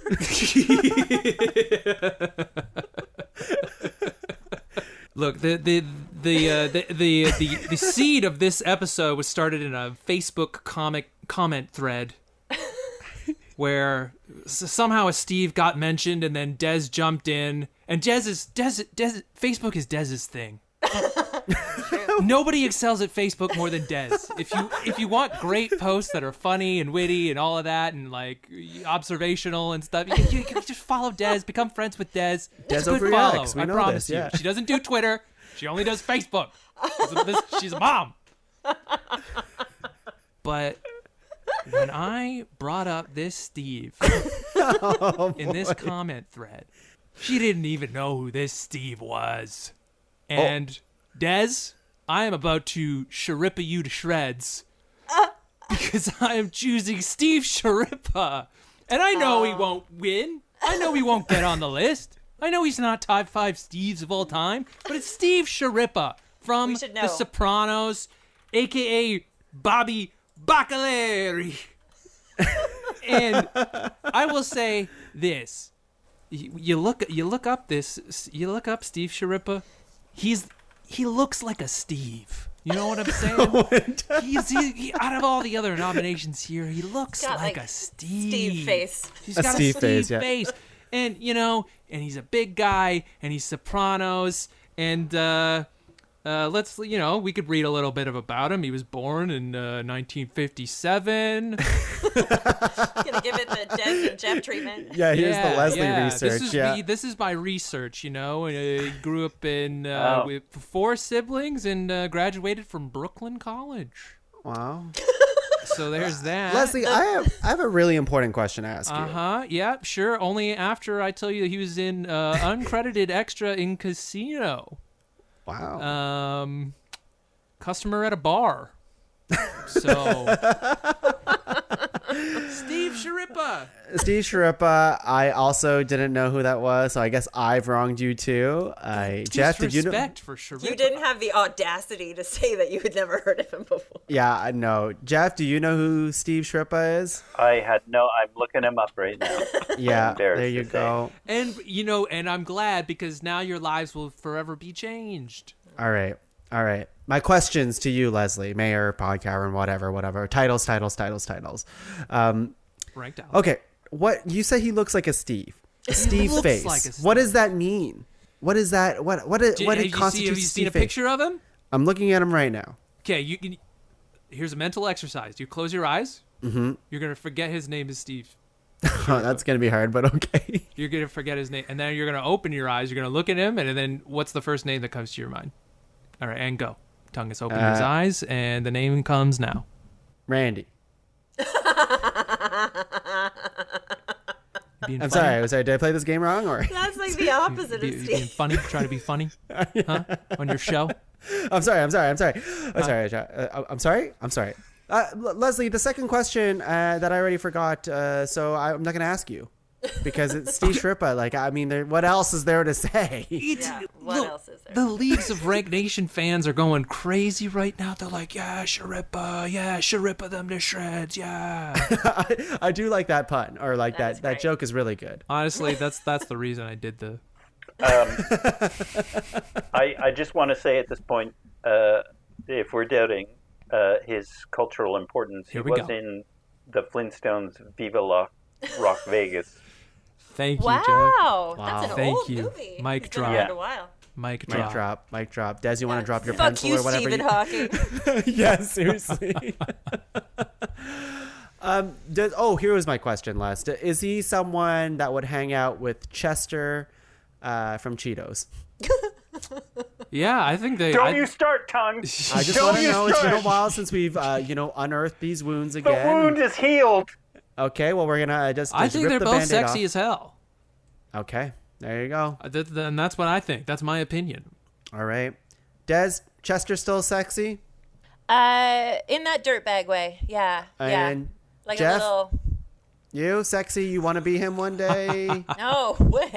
No. Okay. Just making sure everyone still stands where they did. What was that, 3 years ago now? All right. Okay. Well, wow. We have our Steves. I am deeply hurt by this. I'm sorry, Jeff. I'm sorry. Hey, let's take a break. Let's take a break. Opinion. Jeff needs some time to decompress, eat some Cheetos. And when we're back, we're going to rank some Steves. We'll be back. Chomp, chomp. Chomp, chomp. Hey, What are you laughing at? What are you laughing at? Stop it. That's a dangerous croc, Diz. Don't get into it. Jeff, stay back. That's a dangerous croc. I refuse. Because What? It's got my subscribe and save pasta sauce in there, and that gets delivered to my house, and I'm not going to let a crocodile eat it. Chomp, Well, chomp. What are we to do? I have to keep you safe as your coordinator on this school trip. Jeff, you're a good smart lad. how are we to get the pasta sauce out of the crocodile's mouth for Desiree to be hippie? Well, I was reading the other day about this device called the Croc Stop, which you can stick into a crocodile's jaws and expand, and then safely reach into its throat and remove whatever item you want. I believe it's available through Amazon. Oh, I'm looking at it on my phone right now. Amazon? That's where I come from. But I'm going to use my affiliate link from Podcavern. What is your affiliate link, Des? Oh, well, if you've been enjoying any of the top-notch programming coming out of the Podcavern, you've visited their website. And while you're there, you can go find the Amazon affiliate link. And then whenever you do any of your Amazon shopping, a tiny, tiny, tiny slice of that gets sent to the Podcavern.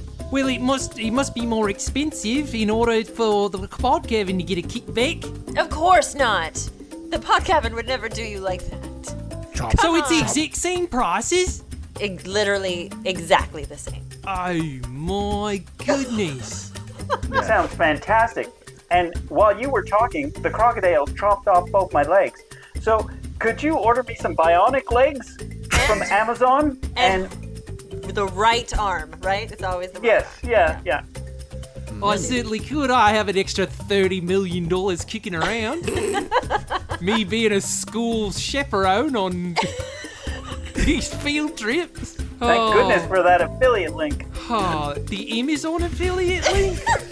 That's the one. Podcavern.com. Top five. Hey everyone, we are back. All right, we are so ready. Everyone's calmed down after talking about Chester, who will not be named anymore after this moment. As I bite into a Cheeto. We have a list of 12 here, guys. We have a list of 12, and it is one of the, I'm just going to say it, and I know we're beyond making fun of any other episode on Ranked, but this might be better than our Chris list that we have. This might be. You know what? Very well could be. I'll do you one better. I think this might be better than our Ryan's list. You know what? I think you might be right as well. I remember we were sort of like, it was a toss-up for number 5, whereas here I think it will be a hotly contested 5.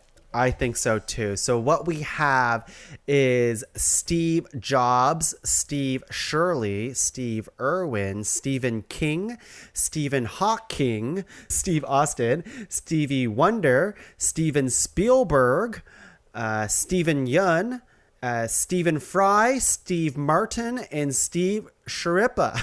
Yeah. All right. That's what I'm talking about.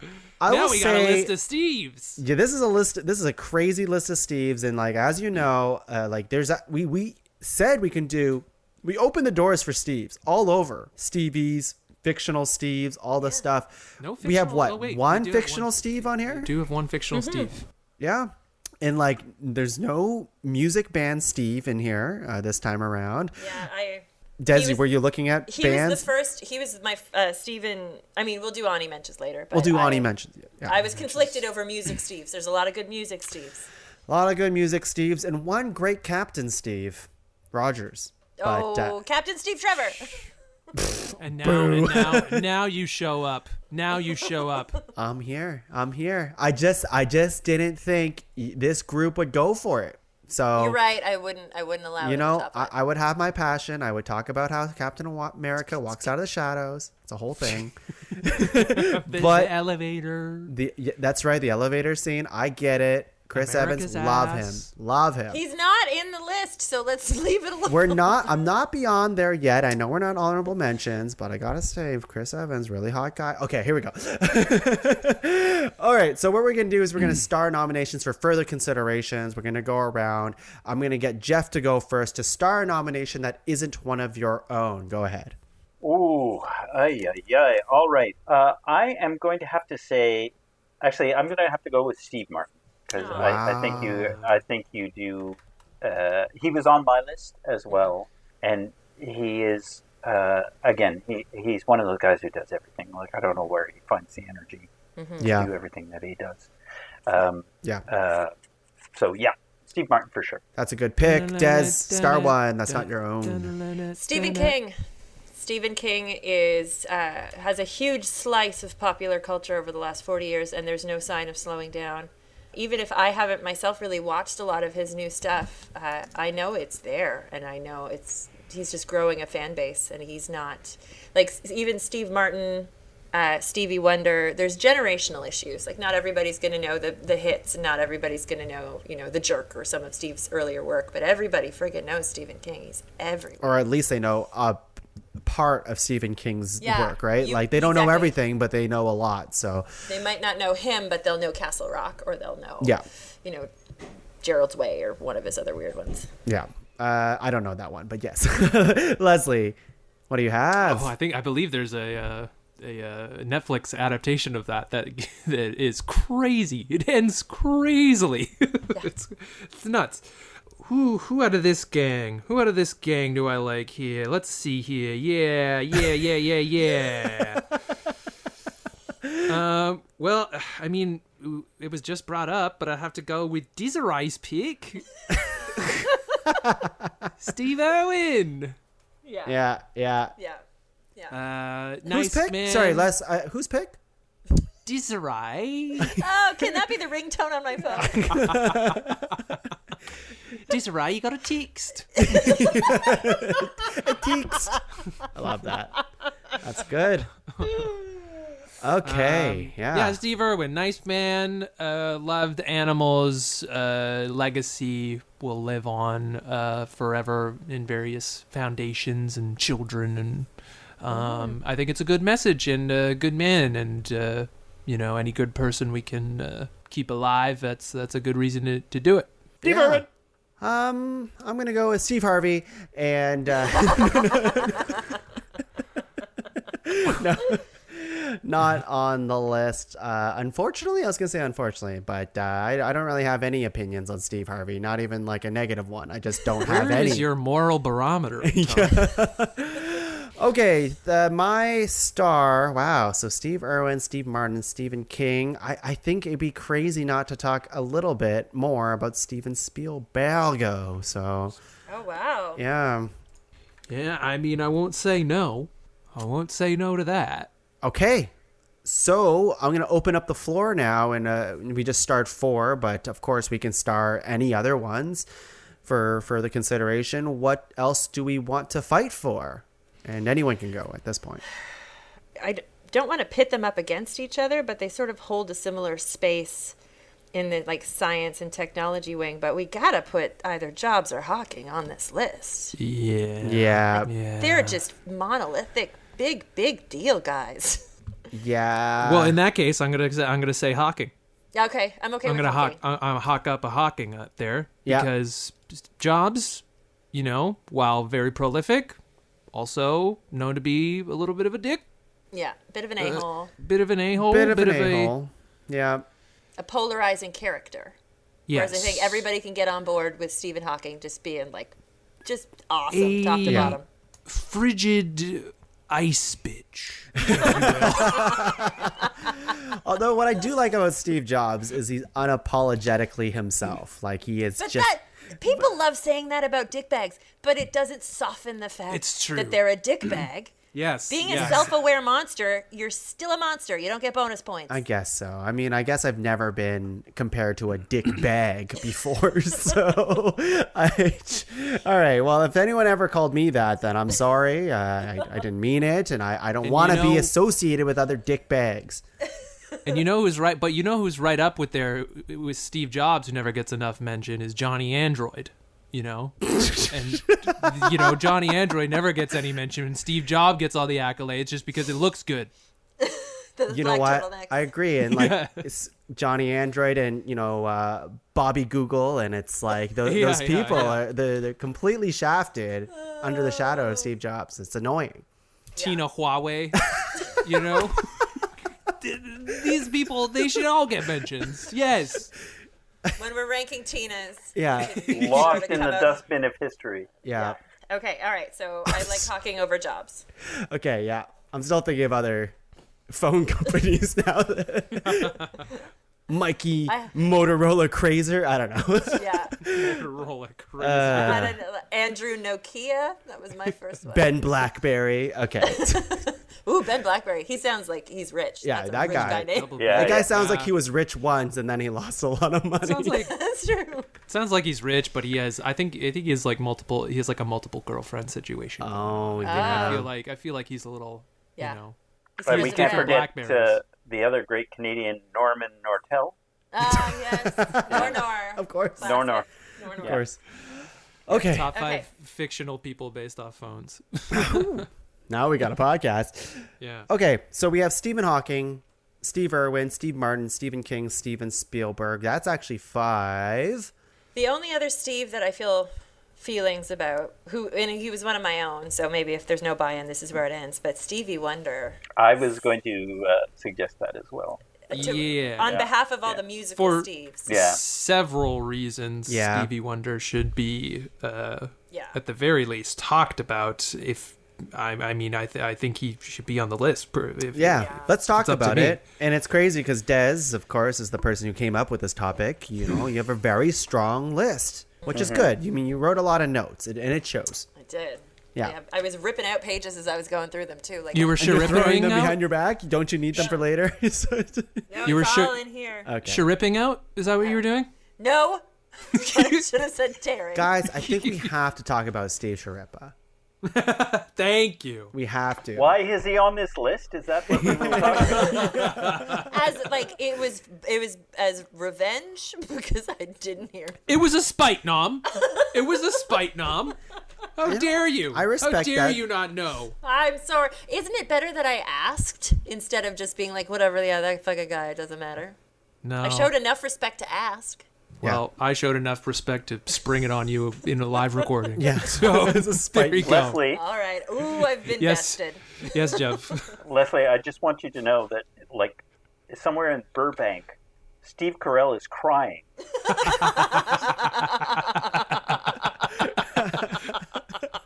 Because he's like, they're going to put me on this list. Leslie's going to put Surely. me on this list. Surely I'm in the top 12. Yeah.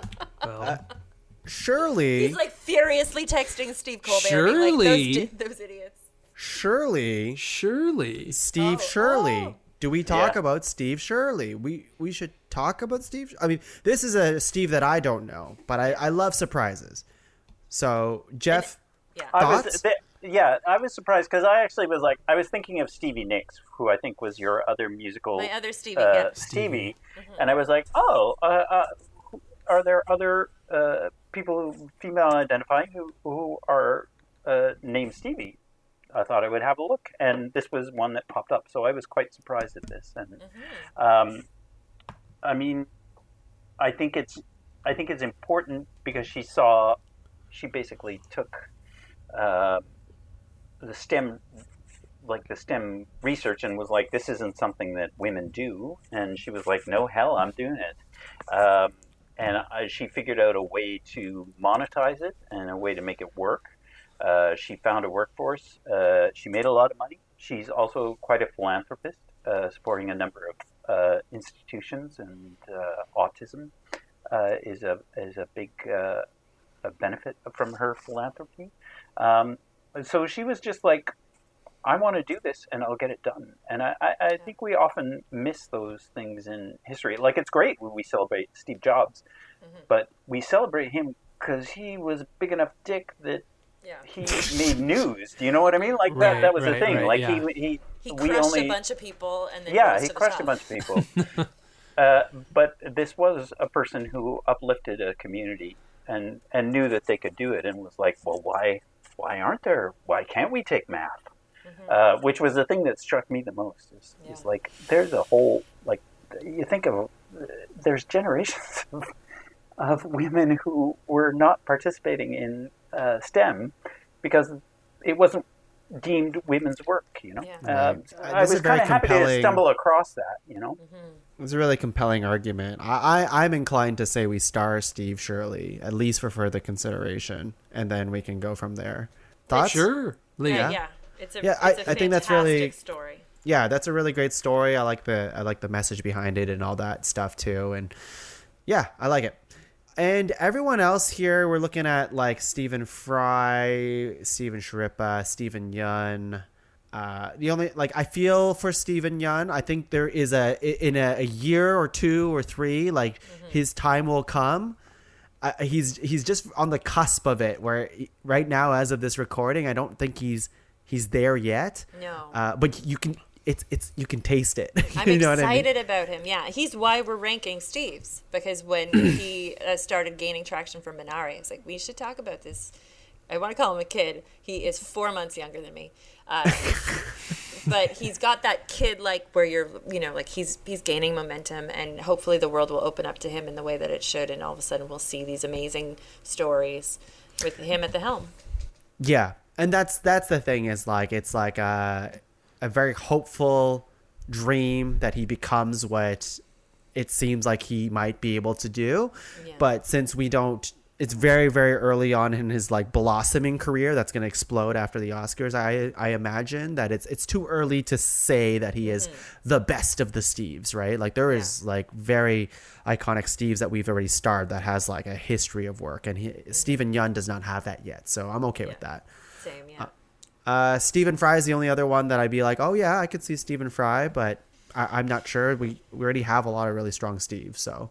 Yeah. I'm it's I'm happy if people go on for the podcast and sort of explore his body of work, because it's fun to look back at early Fry and Laurie bits, and he's also in Blackadder.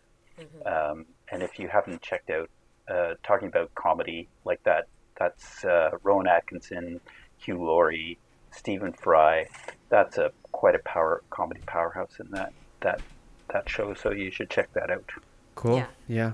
Yeah, it's really it's a shame that he's done such wonderful work but stayed almost entirely British in the work that he's executed, which is a testament to his commitment to the fact that he's not going to try to seek out success like your Ricky Gervaises that are well, I made it in Britain, so now I won't be truly successful unless I've cemented my success in the US. He stayed put, and he's become just bigger and bigger and bigger. And he's the thing locally. I love about him, and he's just curious about everything. And that's I admire that so much. He's curious about himself, about what created him.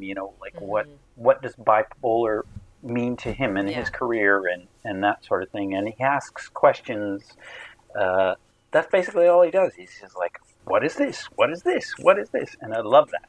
That's sort of a thread that runs through the Steves that we've starred, is most of them are curious, creating type people. With all due respect to the army of athlete Steves, there's a reason why none of them are on this list, because we're not fascinated by those people in the same way that we're fascinated by how Stephen King's mind works, or the far-reaching appeal of Steve Irwin and what he did. These people, this list is full of great minds. Well, Des, I think the real reason is because none of us are athletes, but I have Steve Nash down. I know you like Olympics, but can you be in the Olympics with your athletic ability? Maybe one. Yeah. I could be an archer, whatever. I think archery is actually pretty hard. I've got great posture. Okay, all right, okay. I'm sitting here I'm hurting. Okay, all right, so I'm going to repeat what we have starred here. Stephen Hawking, Steve Shirley, Steve Irwin, Stevie Wonder, Steve Martin, Stephen King, Steven Spielberg. 7. We have 7 starred. Oh, no. Got to cut 2. You know what's crazy is I don't feel 100% about Steven Spielberg, which is crazy because he's Steven Spielberg. But as far as a director does an amazing job and is a creator, but he's not writing this stuff. He's not. He's putting it into play. But we've got Stephen King is the genius behind the work, and I'm not to say that a director isn't a genius, but he's one of the weaker links for me. I agree. Okay. I could see it. That's a good argument. I'm good at this. I also feel like he is people know him, right? Like you said, Tuong. He was one of the first 2 directors I knew was George Lucas and Steven Spielberg. That was my world for a long time, and that's Not M. Night Shyamalan. And that's how I got into watching films, right? And then sort of spiraled out from there. But I think Mr. Spielberg will be fine. Unlike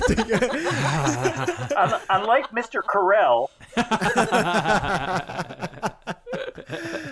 You know, it's funny. I agree with all this. I think what it is like when we think of all these other Steves, we can imagine the personality because we've seen them in like on TV or like a lot of these are artists and stuff like that. And Stephen Hawking's more like he's a great mind, but also he has a personality and stuff. And Spielberg, like, it's always been behind the camera, right? Like for me, I know he's been like in front of other stuff and he's done interviews and stuff, but I personally have never actually seen those. So like in terms of like how Steven Spielberg is like talking to him, I can't even imagine his cadence, I guess. Really, like I don't have a barometer for that. So yeah, I mean, his pop culture influence is probably further reaching than anybody else on this list, but because we don't know who he is, it's hard to know what that means in relation to him. You know what I mean? I do a really good Steven Spielberg. Oh yeah, let's hear it. Let's hear it. Desiree, get over there. Spot on. Perfect. It's good. Fun times. Okay, well, Steven Spielberg, why don't you, Steven, you got this, buddy. Spiel bounce. That's good. Why don't you hit the Wheelsburg?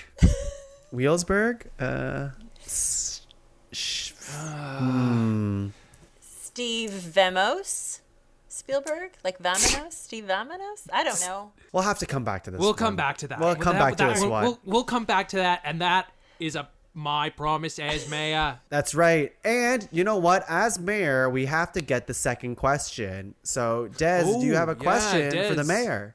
What about the scandal? Des, and it's great that you asked that because it's been on a lot of people's minds. A lot of things are on a lot of Canadians' minds today. COVID-19, transportation has been brought up earlier. These are important issues, and we have to make sure that those are addressed. So I thank you. I thank you for your candor and your energy today. All right. Wow. And that's it for questions. I'll get a Mai Tai, please. Yeah. No more questions. The floor is closed. Wow. Thank you, Leslie. That was very informative. It's my pleasure. I think we need to do a recount on this Morale. That's whoa. What? I mean, we could. What? I'm very Are you impeaching him? I don't know. Might be. Okay. This is Let's move on. Yeah. Okay. This is we're gonna take this. We gotta cut one more, right? We're gonna cut one more. Okay. And then maybe do a recount at some point on one of the podcast shows. I'm sorry, Leslie, but it doesn't make whatever. Okay, one more. Who are we thinking here? Oh my God! So we have left. Okay. Irwin, King, Shirley, Wonder, Martin, and who else do we have? King. God damn it! How do you do it? How do you do it? Gang? Locks is how we do it. Locks everyone. is how we do it. So Locks what we're gonna is do? How we do it.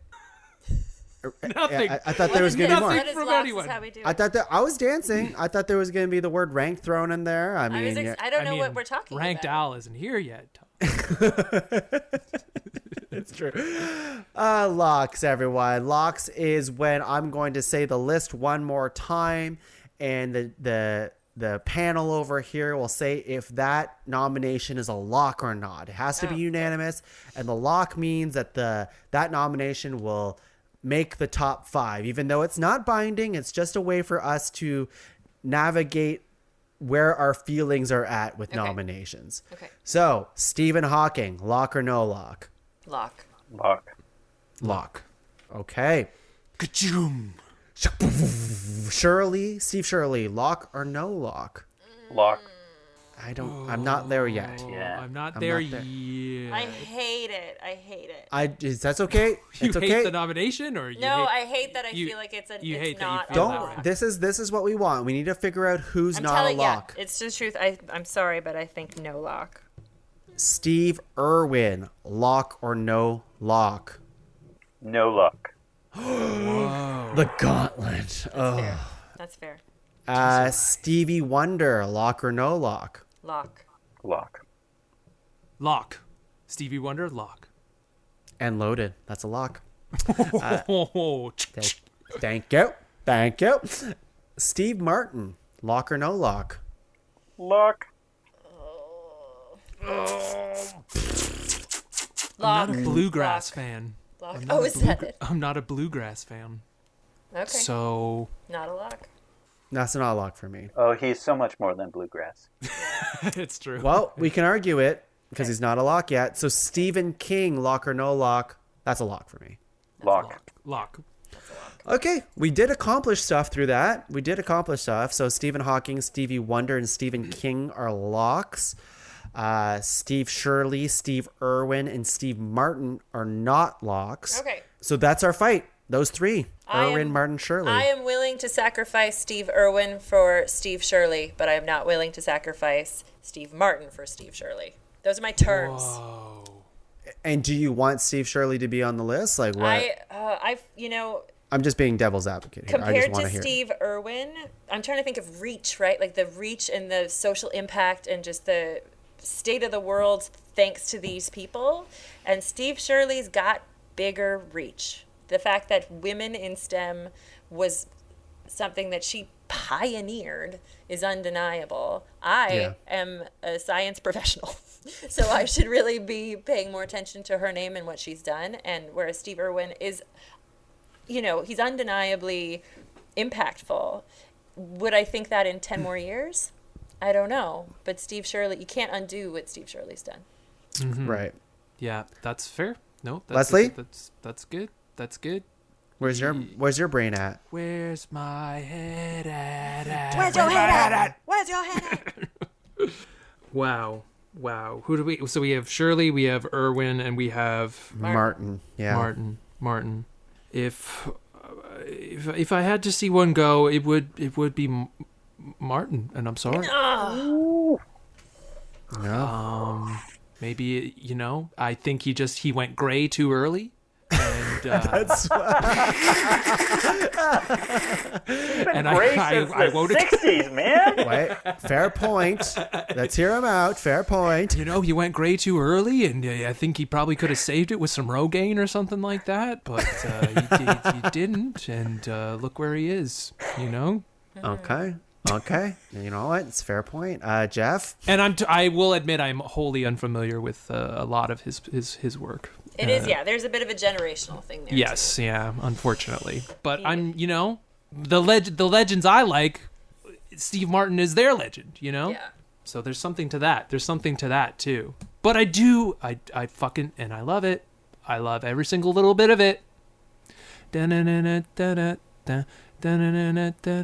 I know you belong to somebody. Keep going. Speak up. Tonight you belong to me. Wow. It's perfect. It's a perfect little. It's perfect. It's a perfect song. I love it. Steve Martin's got to be on the list. Come on. Wait. Oh no. So what did you accomplish with this, Leslie? You sang yourself to save him. Yeah. I guess it's Irwin. I guess it's Irwin. Isn't that hard? It's hard. It's hard because I love Steve Irwin. Jeff. Crikey. Yeah. The only I would say Steve Irwin, and the thing I have is like he did. Yes, he opened a world, and his foundation support conservation and things like that. But it was also sort of the gonzo exploration of nature, that you could just go into nature and grab a fucking thing and wave it around. Yeah. And I think that's the problem that I have with it. Yeah. It's like nature is not our playground. Like we're part of nature, and it's not for us to go and grab things and shake them around. Fair point. Fair point. Yes. There yes. was, he wasn't without controversy. I've always, and you talk about the way that he died, but he didn't respect it. You know what? Like, it's a dangerous fucking animal. And if you don't respect it, and you said that he was attacked, but he was in its space. The animal was defending the animal was defending itself, or felt that it needed to defend itself. And I'm sorry, that's a horrible thing to say about a man. No. Sure, terrible way to die, but Yeah. and I'm not excusing it at all, but there is that, and I worry about that sort of like the let's go swim with the dolphins or let's go punch turtles or very there's that. What are you that a doing thing? this weekend? I went turtle punching on my honeymoon, and it was lovely. Wow, yeah. I have a T-shirt. But you're right, he was not without controversy. There's a bunch of controversy surrounding him by doing various things of that ilk, like holding his newborn son under one arm while he was like calming a crocodile. Like, he really did show an artificial inflated version of what it would be like to be that kind of Australian. And there's, some Australian racism built around the way he behaved and how he represented it. So he wasn't an unimpeachable character. And while I do not know anything by Steve Shirley, hopefully she's not a Nazi or something crazy. Oh my God, yeah. No, I actually did a search because the only one of the pictures I found of her was talking to Margaret Thatcher. So I was like, oh God, like I'm going to have to, like if she's a conservative, I'm going to have to, but as far as I can tell, politics has not been a big part of her existence. Well, then I approve. And she talked openly about employing lesbians gays and lesbians at her company. So I'm for an 87-year-old lady, that's That's pretty good. That's pretty good. That's great. Yeah, that is great. That is great. Yeah, And these are all good points. You're starting to sway me for sure. Definitely got to respect nature. I think that's definitely a thing that people should do. I think some people are kind of, I was seeing something on Twitter where like people were taking dangerous pics against like dangerous animal, like right up against them.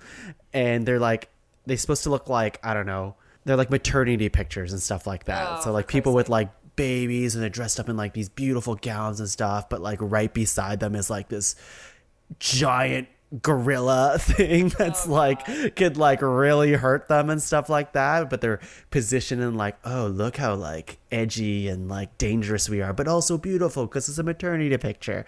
And I'm like, I hope people don't do it for the gram and stuff like that. So I'll just say like, yeah, I didn't realize more now that you've like dissected the Steve Irwin stuff a little bit more, because like when I think of him, it's more of the like crocodile hunter, the fun stuff and what he's given to the community, but I never really thought about like the potential controversy of the stuff that he did as well. So that's interesting. And like Steve Shirley is like the thing that like my gut reaction is Steve Shirley. I don't know Steve Shirley, but we'll get rid of it. Get rid of it, her. And it's like, no, she sounds like she's just like the most not popularized Steve that we have on this list, right? And I don't think that's like, I like it because it sort of legitimizes the list. Because it means yeah. that we're going a bit deeper than just like, that's what I mean. Like the ground rules don't have to be like, oh, Steves that we know. It's just the Steves that it's not a popularity contest. So I do like what this Steve brings to the table. So, and then the other one was like my gut reaction actually was Steve Martin as well at first, because I was like, I like Steve Martin. Everything he's in is really funny, but I'm also like it's not my generation. So also I didn't like grow up with his work. So I'm not like, oh yeah, the Pink Panther or something like that. You know what I mean? So, don't do that one. Okay, what else? The Muppet movie. Dirty Rotten Scoundrels. You okay. Dirty Rotten Scoundrels. Yeah. Also the Muppets movie is really Roxanne, his adaptation of Cyrano de Bergerac. Ooh. Okay. That sounds good. That sounds good. Oh, yeah. I'll go through the filmography for you both. I will do that. Yeah. I will do Planes, that. Trains, and Automobiles. Oh. But for now, it sounds like Irwin. Yep. You lose. Oh, there you go. I'll take it. All That's right. good. Leslie, you're back on makes top. up for makes up for Spielberg. Okay, wow. So we have Hawking, Shirley, Wonder, Martin, King, right? That's 5? Okay. What's number Okay. 5? I think because she had to fight her way in, I think it's Steve Shirley. Yeah, Agreed. I'm happy with her. Agreed. But 5 for someone who I'd never heard of until 90 minutes ago. Exactly. Like That's good. freaking impressive. That's impressive, and the strength of Jeff doing his research. Jeff So McBride Look what we're being talking the on best. right now. Yeah. Computers right I now. love this. I do. It's a challenge every time. Yeah, that's why it's so fun to have you. What That's am why, I gonna Jeff, find? you're always good because you always like, nah, I'm just gonna do whatever I want and like find the niche Yeah. aspect of Perfect. the topic, and I love Truly it. was Shirley's fancy. Call All back. right. Again, since I think Steve Martin was on the chopping block too, it makes sense that he would then be 4th. If you and Leslie had to be convinced of his value, then he shouldn't. Yeah. He should Yeah, be it's true. before Yeah, you know Stephen what? Hawking. Yeah, Yep. yeah. Yeah, for sure. Yeah. All right. Hawking, King, and Wonder? I That's a know. top 3. That is That an is a top 3. that is a juggernaut 3. I don't My actually know what I'm I'm gonna meaning. say I'm gonna throw out Stevie Wonder as number 1. Steve was That number will be- 1. As number Ooh, so 1. Stevie I was Wonder. number 1. Oh, I don't Yeah. know. I don't know Stevie about number Owen. 1. I think. Okay, what's Hawking number is 3? Number 1. What's number 3? I think it's Stephen King. Yeah. Stephen King is number 3? Yeah, for me. Oof. I know it's crazy, but what Stevie Wonder has accomplished, he's blind and black. Do you know how hard it is to be so Yeah. prevalent for 40 years? That's when you were fucking born true. blind to a single mom who raised 4 kids in Detroit, and he's a black man. The racism that he must have had to undergo, still, even bananas. And his music, even though he's still recording today, like the bass line for "I Wish" is Yes. like through Wild Wild every West. contemporary rap, hip hop. And he'll make you feel in good. terms as a cultural impact, Yeah. he is omnipresent.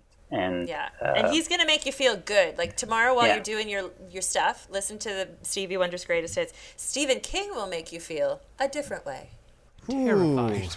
Les, where are you at? uneasy. No, I think, if that were to happen, then I would put Hawking 3, King 2. Oh, The Queen's Gambit, if you will. I don't know if that's true, but okay. Well, we were mentioning kings and stuff, and I was Yeah. doing a chess move of Yeah. the list here, so, how- that's my how do you Queen's get- band. how do you Gambit. get to Stephen King over Stephen Hawking? It's because we don't even know what Stephen Hawking did. You know what I mean? Like we're just four idiots.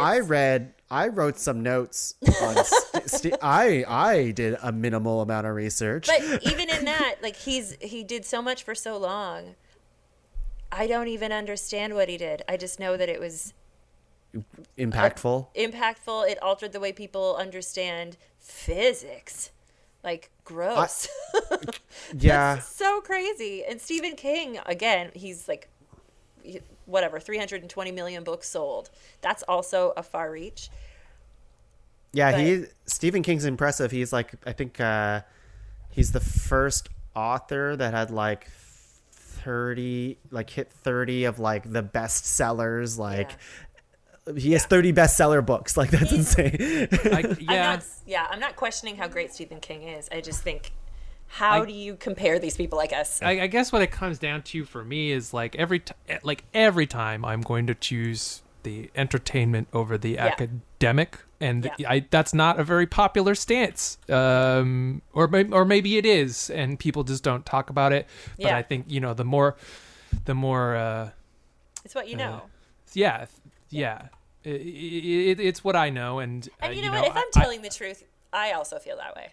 right? Because it's like I could listen to a Stephen King story for hours, but 5 minutes into a hypothetical relativity black hole mind meld, I'm like, I sort of understand it, and you're putting it in a way that like I should be able to formulate what we're actually talking about, but I just can't. And that's probably 95% of the population who are like, you know what, Steve Hawking is important. I'm not sure why. I don't know. I'm torn because I understand this argument. I'm also someone who goes over like entertainment over academic stuff. That's just who I am as well. But I keep going back to like there eventually be another Stephen King out there, someone who can write a bunch of novels and like, you know, sell a bunch of books and stuff. But I cannot imagine someone else being as prolific in science or just like iconic that him, like Stephen Hawking, like that he's a one in like a zillion, right? Like you'll never get another one of those. And that to me is a little bit more special, I guess. I don't know. It's hard to say. Like I also don't understand Stephen Hawking's like science stuff. I look at him like, okay, black holes, climate change, artificial intelligence, all these concepts and things. He's made insane ripples in like the science communities and people who are more educated than us making cool shit for the people like us who don't understand and can have privileged lives of not having to need to understand these things. And that's all him, right? So like that's where I'm torn. Yeah. I think I'm totally projecting here, but I think Stephen King would be totally happy being third. And I think He would the probably headline hate if we put him over Hawking. Yeah, the headline in the local newspaper would be "Maine boy comes third in podcast," and I think he'd be fine with that. I think they would probably celebrate him. You know, Yeah, there'd be a parade. exactly. Coming in third for someone from Maine coming in fantastic. third in something is like a huge deal. So I think he would be happy. I think Stephen King would be happy in third. Steve Carell is very unhappy in third. Poor Steve Carell. He's not even top 12. Oh my God. But Wow. yes, I think I as I said, I may be projecting a bit, but I think Yeah, that's true. Ultimately, Hawking I don't to even. King Yeah, third. I don't even think it really matters that much. So Yeah, Wait, I'm what? It doesn't matter. What? Top 5 lists of stuff that don't matter? I think at the end of the day, these top 3 Steves, I can see them in any order. I like Stevie Wonder at the top because I feel like he overcame the most just to get started. Stephen Hawking was born to a family of doctors. So there's a certain degree of ease when you are raised in that circumstance. I guess. Yeah. Stephen King was raised by Cujo. Right? By a haunted car and a dead dog. Yeah. So that's what I like about Stevie Wonder. I'm cool with either or, like, just to argue for argument's sake, like, Stephen Hawking overcame, like, an incredible 40 years. Yeah. illness that It's true. could just ruin anybody's life. And Stephen Hawking too. You got to do it. I think you got to do it. yeah, I think we got to do it. I'm fine with it. Whoa. Woo! Do we have I'm it? so happy with this list. Oh, The representation on this list is very good. It's very, very or good. if we're allowed to Chef's point that kiss. out. Of course. Here we are. We did it. Here it is. At number 5, Steve Shirley. Number 4, Steve Martin. Number 3, Stephen King. Number 2, Stephen Hawking. And number 1, Stevie Wonder. Oneder. This is Huh? yeah. Right, guys? Because he's number 1. That's good. That's a good one. Thank you, Desiree. I'm so hippie. Hippie. I'm so hippie. Hippie. This is a really good list. This is a really good list. We did That's it. a solid list. A solid list. I think And- we argued it well and And the honorable mentions too will have a bunch of people yeah. on it too. Jeff, go ahead. Give me all of your honorable mentions. I Back to have back to back. the film director Steve McQueen. Yes. yeah. And also Steve McQueen, the actor, who was the icon of cool. Stevie Nicks, who I mentioned. Steve Jones, who was the guitarist for the Sex Pistols. A fictional character, Stephen Dedalus, who was James Joyce's alter ego, who appeared in Portrait of the Artsy Young Man and James Joyce Ulysses. A couple of musicians, Steve Albini, who was a music producer, produced a lot of punk bands, and Steve Lillywhite. If you listen to anything in the 80s, Steve Lillywhite produced it, including Christy McCall, U2, Rolling Stones, The Pogues, If I Fall from Grace from God, which is an amazing album, Peter Gabriel's third album, which leads to my next one. On that album was a track called Biko, which was Stephen Biko, who was a South African anti-apartheid activist. who died in 1977 at the hands of security forces in that country. And his death was sparked sort of the international outrage that really started to bring about the end of apartheid in South Africa. Wow. Steve Carell, who we mentioned, who's in tears. He's so sad. Steve Coogan, who's also another brilliant community actor. Alan Partridge. Beautiful. The British Trip comedy movies. has a lot of good Steves. Oh, yeah. And the other one, just a nod to comic books, Steve Ditko, who is the co-creator of Spider-Man. Oh, yes. Yeah. Wow. Great list. Wow. Des, hit me. More comedy Steve. So Steve Colbert, who's a satirical genius and just a general genius. Stephen Merchant, another British Steve who helped co-create The Office. Yes. Great. Yeah, perfect. Just twitchy and tall. Stephen Merchant. Very twitchy and very tall.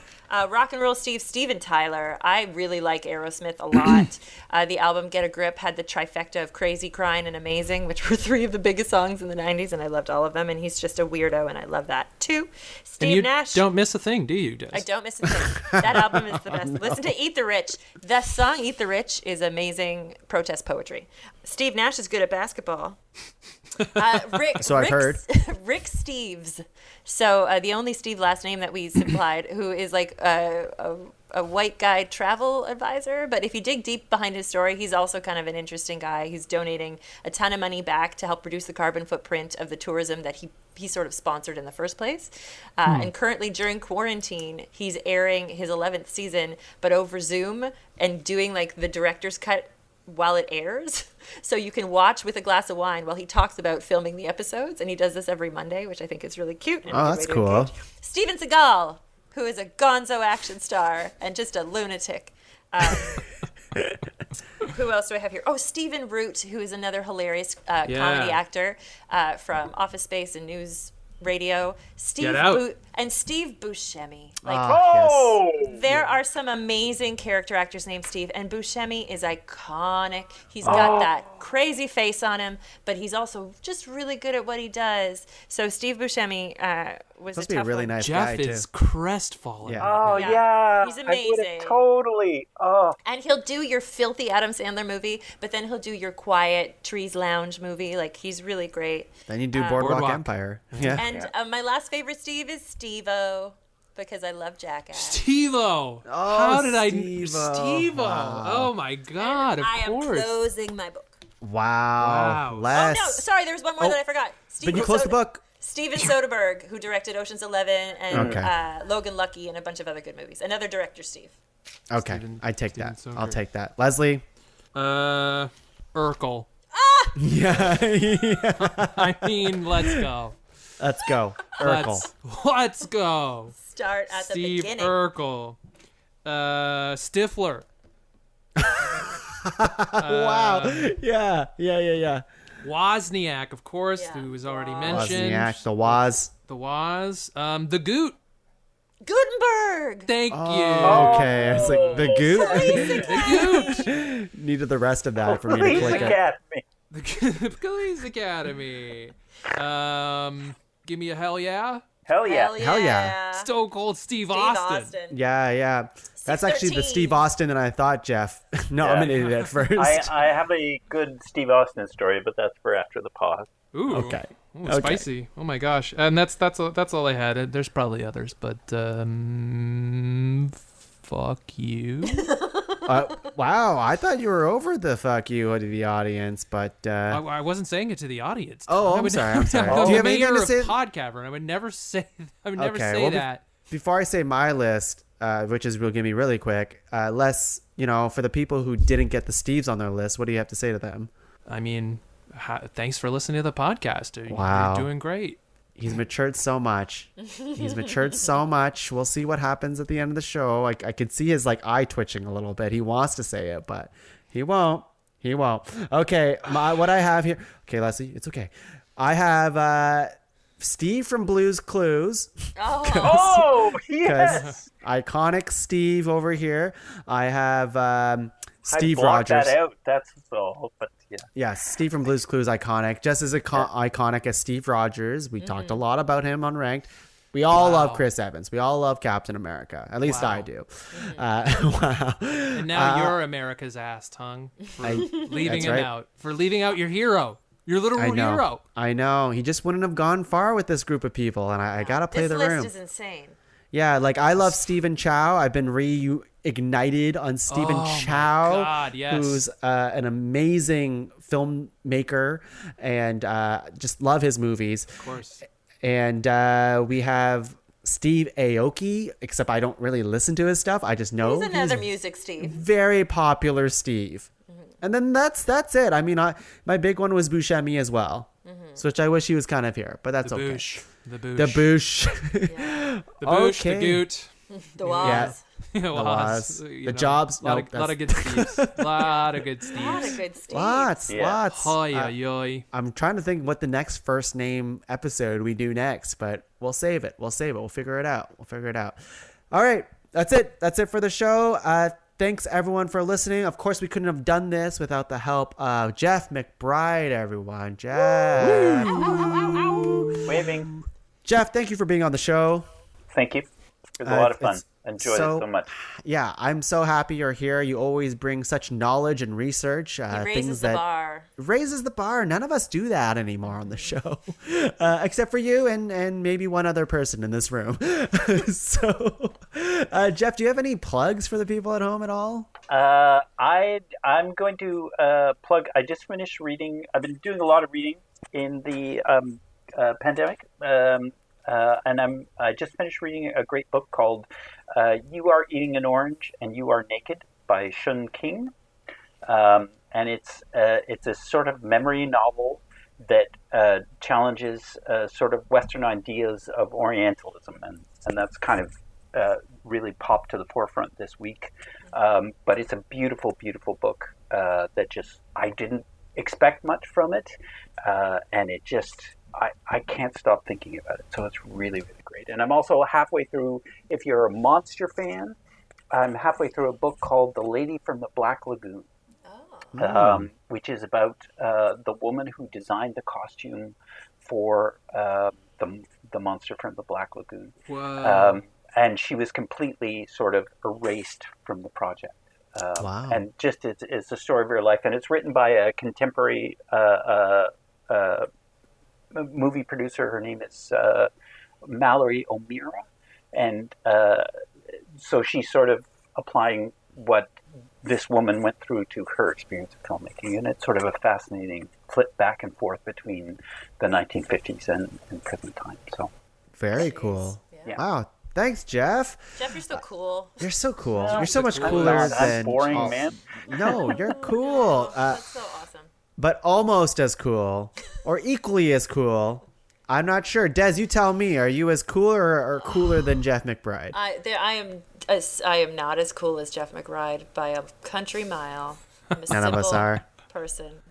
I don't have anything personally to promote. I have sort of shut down my creative outputs, other than apparently Facebook.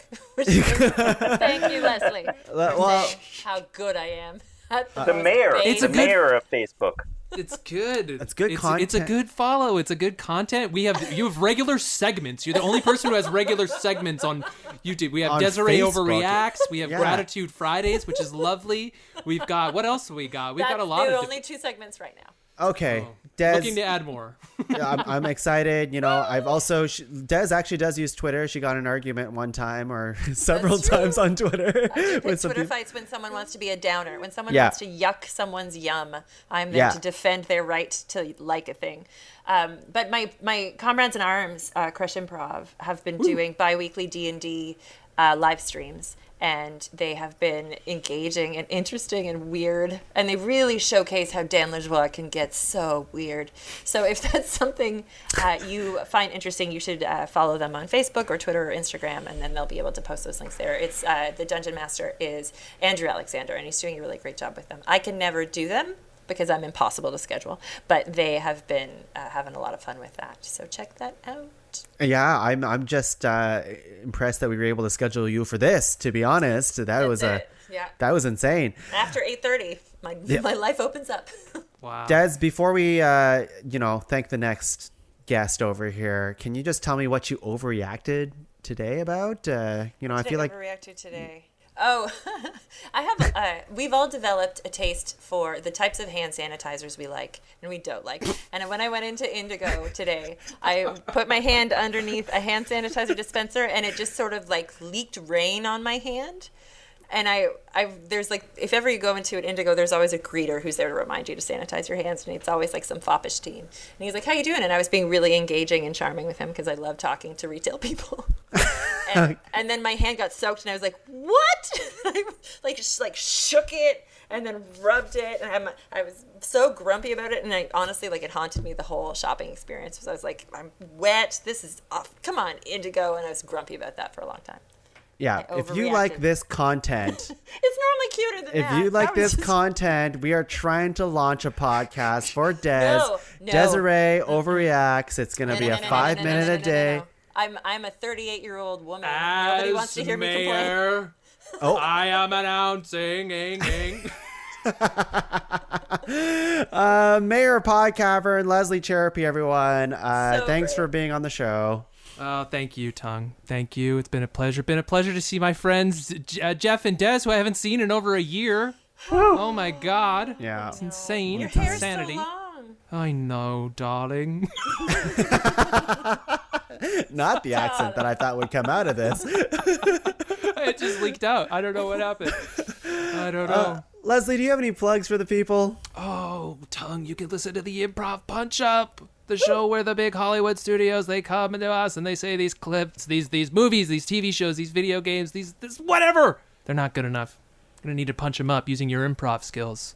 And that is a show that happens specifically on holidays now. Yeah, that's every holiday you can kind of expect Improv Punch-Up episode. We just released a St. Patty's Day episode. And who knows, there might be one around Easter maybe. When you're listening to this, probably. I mean, and then we'll find a way to shove a bunny into some, into ET, for instance, and then we'll improve ET finally, and Geoff will finally have a version of ET that he can be proud to show his family. No. Geoff, is it the alien or the kid that you don't like about ET? It's the whole fucking film. Wow. See, but Geoff, the more I think about that, I was so angry about that movie when I saw it. I wrote a letter to Steven Spielberg. Oh my God! Did you really? I did. Yeah, I was like 13 How years did this old, not 14 come years up old. before? How did you know? This is why you didn't want him on the list. Because I admire, Steven Spielberg was one of my favorite directors, and I went to see this thing, and I was like, oh my God, how could you do this to me? Wow. The storytelling is just garbage. The editing is just garbage. The whole... It's really puppetry. The Judeo-Christian sort of ethos around it is just garbage. But then you see, the first 20 minutes of Saving Private Ryan, that's some brilliant fucking filmmaking. And the same thing, I just rewatched Catch Me If You Can, and that is it has its moments, but it's a brilliant film. Yeah. He's maddening that way. It's like you go and see something of his, and he's like, oh, "You're the best," and then the next thing you're like, "What the fuck?" So. Yeah. Wow, I'm glad we were able to pull that out of you, Geoff. So Sorry. No, I'm glad. This is good. Beautiful. This is good. I love We're working passion. through it. Yeah. Leslie, thanks again. We will do a recount at some point, just so you know, now that it's brought up. I think it's probably too late for a recount. It's too late for a recount just right now. looks like I'll have to keep mayor. I guess I'm just a mayor. It's contingent. It's contingent. Des, Geoff, if you ever want to run for mayor, that's definitely something we can talk about at some point. I wouldn't consider it. It's a great, very involved position. A lot of paperwork. Yeah. You wouldn't you've want not it. been You around wouldn't be for interested. Okay. Well, it'd be nice if you cleaned up around the Pod Cavern every once in a Tuong, while. what do you have going on? Oh, yeah, me? Okay, so I have the rest of the Pod Cavern. Check out the rest of the shows at www.podcavern.com. Lots of fun shows here. I think this might be the time to... we mentioned on episode 100 that I was trying to find a way to sell T-shirts and merch for Pod Cavern, and I am... Maybe during this recording, I might have announced it already, but I'm pretty sure on the cusp, figuring it out. So I have it. I ordered some. I'm just making sure they look good, and then I'll let everyone know. And it's going to be the cheapest possible price that I can make it. So Pod Tavern merch coming. And that's it for me. I will totally buy a t-shirt. Oh, Okay. Totally buy a t-shirt. Well, man. this site, there's like 1,000 t-shirt, different styles that you can do. Very deep V's, Geoff, just your style. So cannot wait. All right, with that image in everyone's brain, let's get out of here. Okay, bye everyone. Desiree, get out of there.